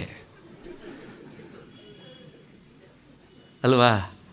ಅದರ ಪಕ್ಕದಲ್ಲಿ ಬಂಗಾರವನ್ನು ಇಟ್ಟರೆ ಕಲ್ಲನ್ನು ಮಣ್ಣನ್ನು ನೋಡೋದೇ ಇಲ್ಲ ನಾವು. ಅದು ಬೇಕಿದ್ರೆ ಎಷ್ಟೇ 1000 ಆಗಲಿ ಅಲ್ವಾ, 1000 ಆದಷ್ಟು ನೋಡೋದು ಹೆಚ್ಚಾಗ್ತದೆ. ಆದರೆ ಗೀತಾಚಾರ್ಯ ಹೇಳ್ತಾನೆ, ಈತ ಸಮ ಲೋಷ್ಟ ಅಶ್ಮ ಕಾಂಚನ. ಹಾಗಾಗಿ ಈ ಕಲ್ಲು ಮಣ್ಣನ್ನು ಸಮಾನ ದೃಷ್ಟಿಯಿಂದ ನೋಡೋದು ಕಷ್ಟ ಅಲ್ಲ, ಆದರೆ ಈ ಮಣ್ಣನ್ನು ಬಂಗಾರವನ್ನು ಸಮಾನವಾಗಿ ನೋಡೋದುಂಟಲ್ಲ, ಇದು ಬಹಳ ಕಷ್ಟ. ಮತ್ತಷ್ಟೇ ಅಲ್ಲ, ಇದನ್ನು ಸಮಾನವಾಗಿ ನೋಡೋದಕ್ಕಾಗೋದೇ ಇಲ್ವಾ ಅಂದರೆ ಸಮಾನವಾಗಿ ನೋಡೋದಕ್ಕಾಗತ್ತೆ, ಮಣ್ಣನ್ನು ಬಂಗಾರವನ್ನು. ಆದರೆ ಇದಕ್ಕೆ ಹೆಚ್ಚಿನ ಸಾಧನೆ ಬೇಕು ಅಂತ ಹೇಳ್ತಾನೆ. ಹೀಗೆ ಸಮಾನವಾಗಿ ನೋಡಲಿಕ್ಕೆ ಬೇಕಾದಂತಹ ಸಾಧನಾರೂಪವಾದ ಕೆಲವು ಯುಕ್ತಿಗಳನ್ನು ಗೀತೆ ನಮಗೆ ಬಹಳ ಸೂಕ್ಷ್ಮವಾಗಿ ತಿಳಿಸಿಕೊಡುತ್ತೆ. ನೇರ ಶ್ಲೋಕದಿಲ್ಲ ಇಲ್ಲ, ಅದರ ವ್ಯಾಖ್ಯಾನಕಾರರು ನಮಗೆ ಅಲ್ಲಲ್ಲಿ ಅದನ್ನು ತಿಳಿಸ್ತಾರೆ. ಏನು ಮೊದಲನೇ ಯುಕ್ತಿ ಏನು ಅಂದರೆ, ಈ ಮಣ್ಣು ಮತ್ತು ಬಂಗಾರ ಎರಡನ್ನೂ ಸಮಾನವಾಗಿ ನೋಡ್ತಾನೆ ಯೋಗಾರೂಢ. ಹಾಗೆ ನೋಡುವುದಕ್ಕೆ ಅವನ ಹತ್ರ 4 ಯುಕ್ತಿಗಳಿವೆ. ಆ ಮೊದಲನೇ ಯುಕ್ತಿ ಅಂದರೆ ಉಪಾಯ. ಏನು ಉಪಾಯ ಅಂದರೆ ನೋಡಿ, ಪ್ರಪಂಚದಲ್ಲಿ ಏನೇನು ವಸ್ತುಗಳಿವೆಯೋ ಇವೆಲ್ಲವೂ ಸಹ ಪಂಚಭೂತಗಳಿಂದ ಆದವುಗಳು. ಅಂದರೆ ಇವೆಲ್ಲವೂ ಸಹ ಪಂಚಭೂತಗಳ ಕಾರ್ಯ. ವೇದಾಂತದ ಭಾಷೆಯಲ್ಲಿ ಕಾರ್ಯ ಅಂದರೂ ಒಂದೇ, ವಿಕಾರ ಅಂದರೂ ಒಂದೇ. ಇವೆಲ್ಲವೂ ಆ ಪಂಚಭೂತಗಳ ವಿಕಾರ. ಆ ಹಿನ್ನೆಲೆಯಲ್ಲಿ ನೋಡಿದಾಗ ಪರ್ವತ ಇರಬಹುದು, ಮರ ಇರಬಹುದು, ಈ ದೇಹ ಇರಬಹುದು, ಕಲ್ಲಿರಬಹುದು, ಮಣ್ಣಿರಬಹುದು, ಬಂಗಾರ ಇರಬಹುದು, ಇವೆಲ್ಲವೂ ಸಹ ಪಂಚಭೂತಗಳ ವಿಕಾರ ತಾನೆ. ಮಣ್ಣು ಹೇಗೆ ವಿಕಾರವೋ ಬಂಗಾರವೂ ಹಾಗೆ ವಿಕಾರ. ಆದ್ದರಿಂದ ಇವುಗಳ ಹಿಂದಿರುವಂತಹ ಪಂಚಭೂತಗಳನ್ನಾಗಲಿ ಅಥವಾ ಆ ಪಂಚಭೂತಗಳಿಗೂ ಆಶ್ರಯವಾದಂಥ ಪರಮಾತ್ಮನನ್ನಾಗಲಿ ನೆನಪಿಸಿಕೊಂಡ್ರೆ ಈ ಸಮದೃಷ್ಟಿ ಸಿದ್ಧವಾಗಿ ಬಿಡ್ತದೆ. ಯಾಕೆಂದರೆ ಅವನಲ್ಲಿ ಇವೆಲ್ಲವೂ ಸಹ ತೋರ್ತಾ ಇರುವುದು. ಮಣ್ಣು ಹೇಗೆ ತೋರುತ್ತೋ ಬಂಗಾರವೂ ಹಾಗೆ ತೋರುತ್ತೆ ಅಂತ ಅಂದ್ಕೊಂಡು ಆತ ಏನು ಮಾಡ್ತಾನೆ, ಎರಡನ್ನೂ ಸಮಾನವಾಗಿ ಅಂದರೆ ಮೂರನ್ನೂ ಸಮಾನವಾಗಿ ನೋಡ್ತಾನೆ. ಆದ್ದರಿಂದ ಅವನಿಗೆ ಬಂಗಾರವೂ ಸಮಾನ ಮತ್ತು ಈ ಕಲ್ಲು ಮಣ್ಣು ಸಹ ಸಮಾನ ಅಂತ. ಇದು ಒಂದು ಅವನು ಬಳಸಿಕೊಳ್ಳುವಂಥ ಯುಕ್ತಿ. ಇನ್ನು ಎರಡನೇ ಯುಕ್ತಿ, ಪ್ರಪಂಚದಲ್ಲಿ ಒಂದು ವಸ್ತು ಬೆಲೆ ಉಳ್ಳದ್ದು ಅಂತ ತೀರ್ಮಾನ ಮಾಡುವುದು ಯಾವುದು? ಮನಸ್ಸು. ಮಾರುಕಟ್ಟೆ ಇರ್ಬೋದು, ಆದರೆ ಮಾರುಕಟ್ಟೆಯಲ್ಲಿರೋರಿಗೂ ಸಹ ಮನಸ್ಸು ಇರಬೇಕು ತಾನೇ ಅಲ್ವಾ? ಹಾಗೆಯೇ ಆ ವಸ್ತುವಿಗೆ ಬೆಲೆ ಇಲ್ಲ ಅಂತ ತೀರ್ಮಾನ ಮಾಡುವುದು ಸಹ ಯಾವುದು? ಮನಸ್ಸೇ ಅಲ್ವಾ? ಹೀಗೆ ಬೆಲೆ ಇದೆ ಅಂತ ತೀರ್ಮಾನ ಮಾಡುವುದು, ಬೆಲೆ ಇಲ್ಲ ಅಂತ ತೀರ್ಮಾನ ಮಾಡುವುದು ಎರಡೂ ಸಹ ಮನಸ್ಸೇ ತೀರ್ಮಾನ ಮಾಡುತ್ತೆ. ಬಂಗಾರಕ್ಕೆ ಯಾಕೆ ಬೆಲೆ ಇದೆ ಅಂತ ತೀರ್ಮಾನ ಅಂದರೆ ನಾವು ಬಯಸಿದಷ್ಟು ಅದು ಸಿಗುವುದಿಲ್ಲ ಅಂತ ಅದಕ್ಕೆ ಹೆಚ್ಚಿನ ಬೆಲೆ. ಮಣ್ಣು ಬೇಕಷ್ಟು ಸಿಗತ್ತೆ, ಆದ್ದರಿಂದ ಅದಕ್ಕೆ ಕಡಿಮೆ ಬೆಲೆ. ಬೆಂಗಳೂರಲ್ಲಿ ಹಾಗಿಲ್ಲ, ಪ್ರಶ್ನೆ ಬೇರೆ, ಹೊರಗಡೆಗೆ ಅಂತ. ಅಂದರೆ ಯಾವುದು ಬೇಕಷ್ಟು ಸಿಗುತ್ತೋ ಅದಕ್ಕೆ ಬೆಲೆ ಕಡಿಮೆ. ಎಕಾನಾಮಿಕ್ಸ್ ಗೊತ್ತು ನಿಮಗಿದು. ಯಾವುದು ಬಯಸಿದಷ್ಟು ಸಿಗೋದಿಲ್ವೋ ಅದಕ್ಕೆ ಸಹಜವಾಗಿ ಏನಾಗುತ್ತೆ ಕೇಳಿದ್ರೆ ಬೆಲೆ ಕಡಿಮೆ. ಉತ್ಪಾದನೆ ಮತ್ತು ಬಯಕೆ ತಕ್ಕ ಹಾಗೆ ಉತ್ಪಾದನೆ ಇದ್ದರೆ ಅದು ಹೋಗ್ತಾ ಇರುತ್ತೆ ಒಂದು ದೃಷ್ಟಿಯಲ್ಲಿ. ಆದರೆ ಡಿಮ್ಯಾಂಡ್ ಜಾಸ್ತಿ, ಉತ್ಪಾದನೆ ಕಡಿಮೆ ಆದಾಗ ಏನಾಗುತ್ತೆ ಕೇಳಿದ್ರೆ ಬೆಲೆ ಸಹಜವಾಗಿ ಹೆಚ್ಚಾಗತ್ತೆ. ಅಲ್ಲಿಗೆ ಏನು ಹೇಳಿದಂಗಾಯಿತು ಅಂದರೆ, ಈ ಬೆಲೆ ಉಳ್ಳದ್ದು ಬೆಲೆ ಇಲ್ಲದೆ ಇದ್ದದ್ದು ಅಂತ ಎರಡನ್ನೂ ತೀರ್ಮಾನ ಮಾಡುವುದು ಮನಸ್ಸೇ. ಹಾಗಾಗಿ ಒಂದು ಕೆಲಸ ಮಾಡು ನೀನು, ಏನು ಅಂದರೆ ಈ ಉಳ್ಳದ್ದು ಇಲ್ಲದೆ ಇರುವುದು ಅಂತ ತೀರ್ಮಾನ ಮಾಡುವಂಥದ್ದುಂಟಲ್ಲ, ಇದು ನಿನ್ನ ಮನಸ್ಸಿನ ವಿಷಮತೆ, ನಿನ್ನ ಮನಸ್ಸಿನ ವಿಪರೀತ ಭಾವನೆ. ಯಾಕೆ ಅಂದರೆ ಒಂದು ಪುಟ್ಟ ಮಗುವಿನ ಎದುರಿನಲ್ಲಿ, ದೊಡ್ಡ ಮಗು ಅಲ್ಲ, ಪುಟ್ಟ ಮಗುವಿನ ಎದುರಿನಲ್ಲಿ ಒಂದು ಮಣ್ಣು ಉಂಡೆಯನ್ನು ಬಂಗಾರದ ಉಂಡೆಯನ್ನು ಇಟ್ಟರೆ ಅದಕ್ಕೆ ಎರಡೂ ಸಮಾನ. ಯಾಕೆ ಅಂದರೆ ಇದಕ್ಕೆ ಬೆಲೆ ಉಳ್ಳದ್ದು ಅಂತನೂ ಅದರ ಮನಸ್ಸು ವಿಚಾರ ಮಾಡುವುದಿಲ್ಲ, ಇದಕ್ಕೆ ಬೆಲೆ ಇಲ್ಲದೆ ಇದ್ದಂತಂತನೂ ಅದರ ಮನಸ್ಸು ವಿಚಾರ ಮಾಡುವುದಿಲ್ಲ. ಹಾಗಾಗಿ ಇದು ನಿನ್ನ ಮನಸ್ಸಿನ ವಿಷಮತೆ ಅಂತ ಆದಮೇಲೆ ನೀನು ಎರಡನ್ನೂ ಸಹ ಸಮಾನವಾಗಿ ನೋಡೋದನ್ನು ನಿನ್ನ ಮನಸ್ಸಿಗೆ ಕಲಿಸು ಅಷ್ಟೇ. ಆ ಮಗುವಿಗೆ ಬಂಗಾರು ಒಂದೇ, ಮಣ್ಣು ಒಂದೇ. ಇದು ಅವನು ಉಪಯೋಗಿಸಿಕೊಳ್ಳುವಂಥ ಎರಡನೆಯ ಯುಕ್ತಿ. ಮತ್ತು ಮೂರನೇ ಯುಕ್ತಿ, ಆ ಯೋಗಾರೂಢನ ಸ್ಥಿತಿಯನ್ನು ಪಡೆದುಕೊಂಡಂಥ ಜ್ಞಾನಿ ಅವನಿಗೆ ಒಂದು ವಿಚಾರ ದೃಢವಾಗಿ ಬಿಡ್ತದೆ. ಏನು ಅಂದರೆ ಬ್ರಹ್ಮ ಸತ್ಯಂ ಜಗನ್ ಮಿಥ್ಯಾ. ಬ್ರಹ್ಮವಸ್ತು ಮಾತ್ರ ಸತ್ಯ, ಅದರಲ್ಲಿ ತೋರ್ತಾ ಇರುವಂಥ ಜಗತ್ತು ಇದು ಸತ್ಯವಲ್ಲ. ಸತ್ಯ ಅಂದರೆ ಅಲ್ಲ ಅಂದರೆ ಇದು ಹೀಗೆ ಅಂತ ನಿರ್ವಚನೆ ಮಾಡಲಿಕ್ಕೆ ಆಗೋದಿಲ್ಲ. ಯಾವುದನ್ನು ಹೀಗೆ ಅಂತ ನಿರ್ವಚನೆ ಮಾಡಲಿಕ್ಕೆ ಆಗೋದಿಲ್ವೋ ಅದ್ರ ಬಗ್ಗೆ ನಾವು ಯಾಕೆ ತಲೆ ಬಿಸಿ ಮಾಡ್ಕೊಳ್ಬೇಕು? ಬ್ರಹ್ಮವಸ್ತುವಿನ ಬಗ್ಗೆ ಡೆಫಿನೇಷನ್ ಉಂಟು, ಆತ್ಮವಸ್ತುವಿನ ಬಗ್ಗೆ ಡೆಫಿನೇಷನ್ ಉಂಟು, ಆದರೆ ಪ್ರಪಂಚದ ಬಗ್ಗೆ ಡೆಫಿನೇಷನ್ ಇಲ್ಲ.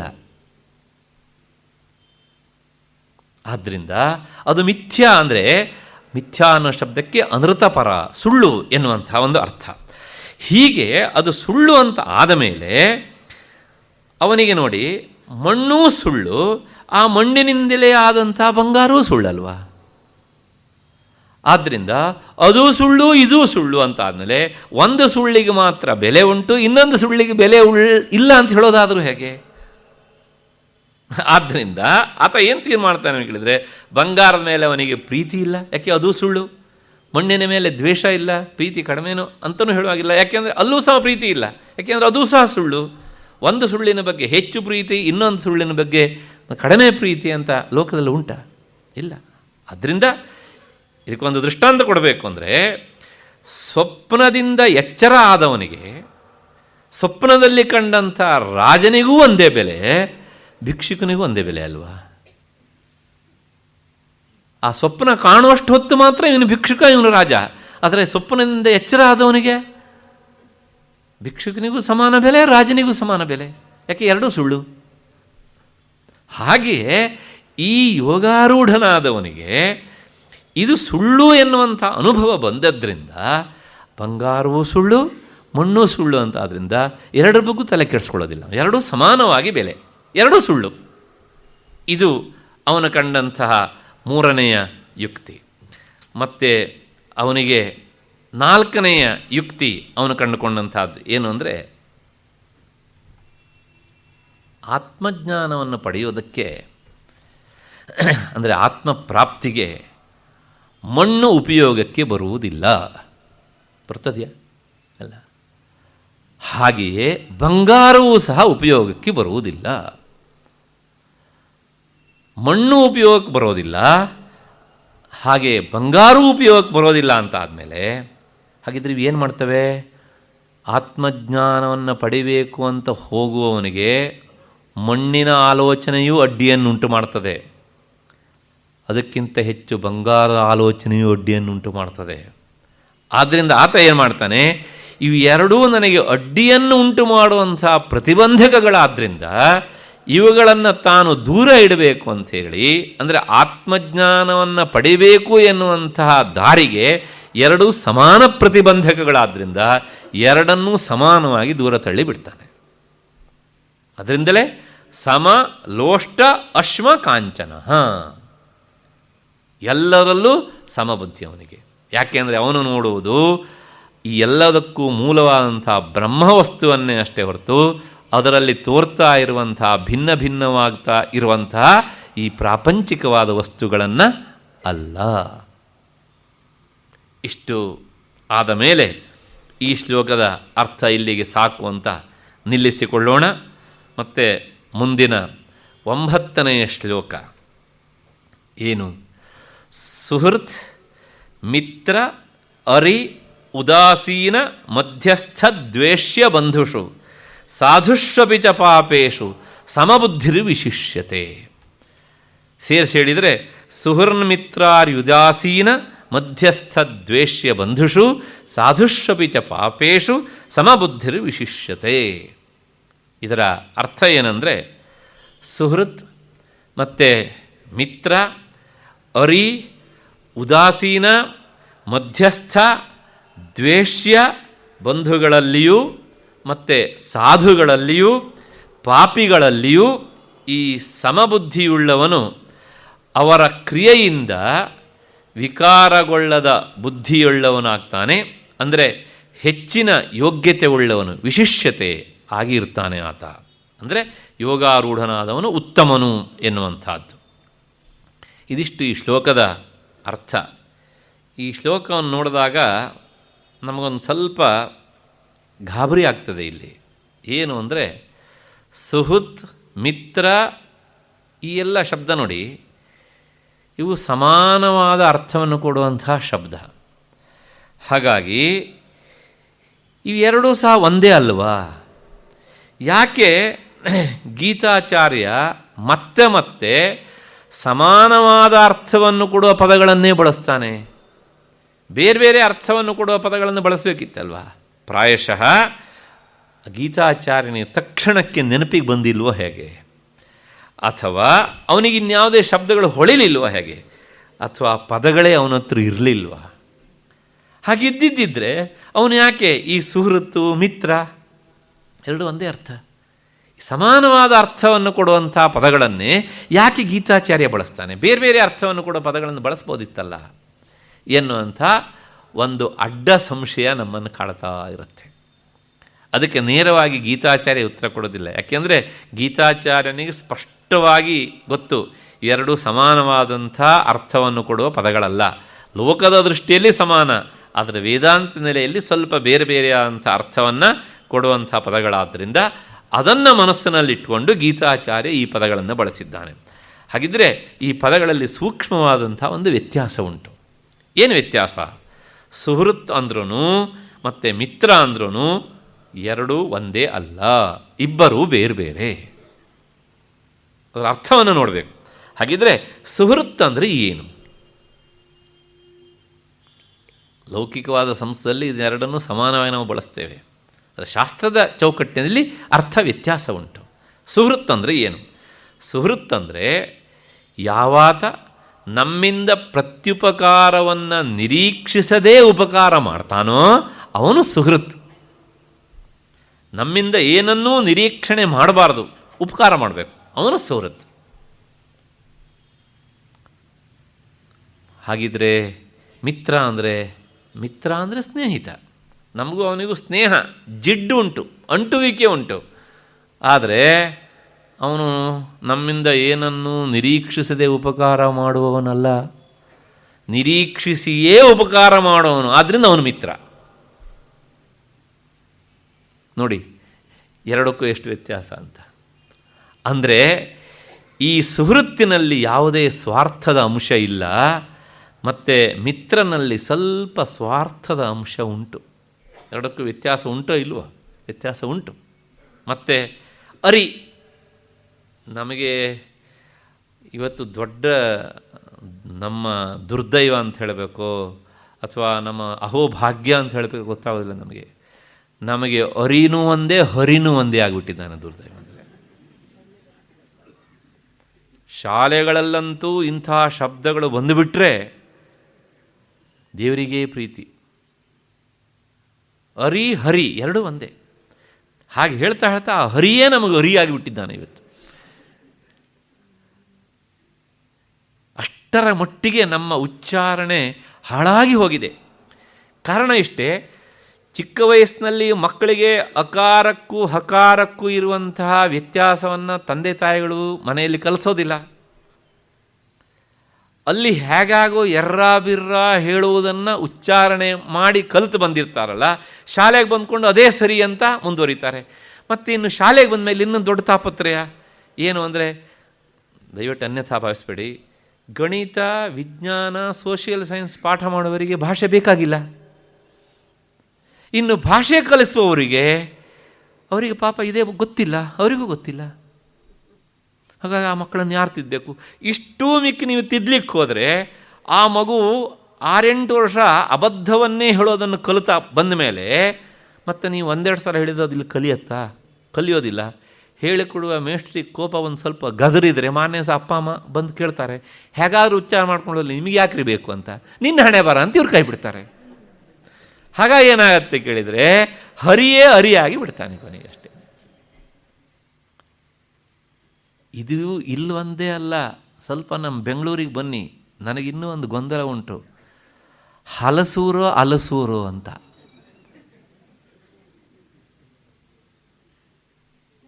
ಯಾಕೆಂದರೆ ಈಗ 5-6 ವರ್ಷಗಳ ಹಿಂದೆ ಅಲಸೂರು ಅಂತ ಓದ್ತಿದ್ದೆ ಬೋರ್ಡನ್ನು. ಇತ್ತೀಚೆಗೆ ಅದು ಹಲಸೂರಾಗಿದೆ. ಅದು ಯಾವಾಗ ಇನ್ನು ಹೊಲಸೂರಾಗುತ್ತೋ ಗೊತ್ತಿಲ್ಲ, ಹಾಗೆ ಹೋಗಿದೆ. ಅದಕ್ಕೋಸ್ಕರ ಮತ್ತೆ ಬೋರ್ಡ್ ಹಾಕೋ ಅವಶ್ಯಕತೆ ಇಲ್ಲ. Very good.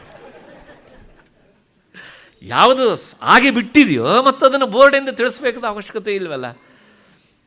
ನೋಡಿ ನೀವು, ಹಲಸೂರು ಅಂತ ಎಲ್ಲ ಕಡೆಗೂ ಹಾಗೆ ನಾನು ಓದಿದ್ದೇನೆ, ಕೇಳಿದ್ದೇನೆ, ಇಲ್ಲಿನ ಹಿರಿಯರು ಹಾಗೆ ಹೇಳ್ತಾ ಬಂದಿದ್ದಾರೆ.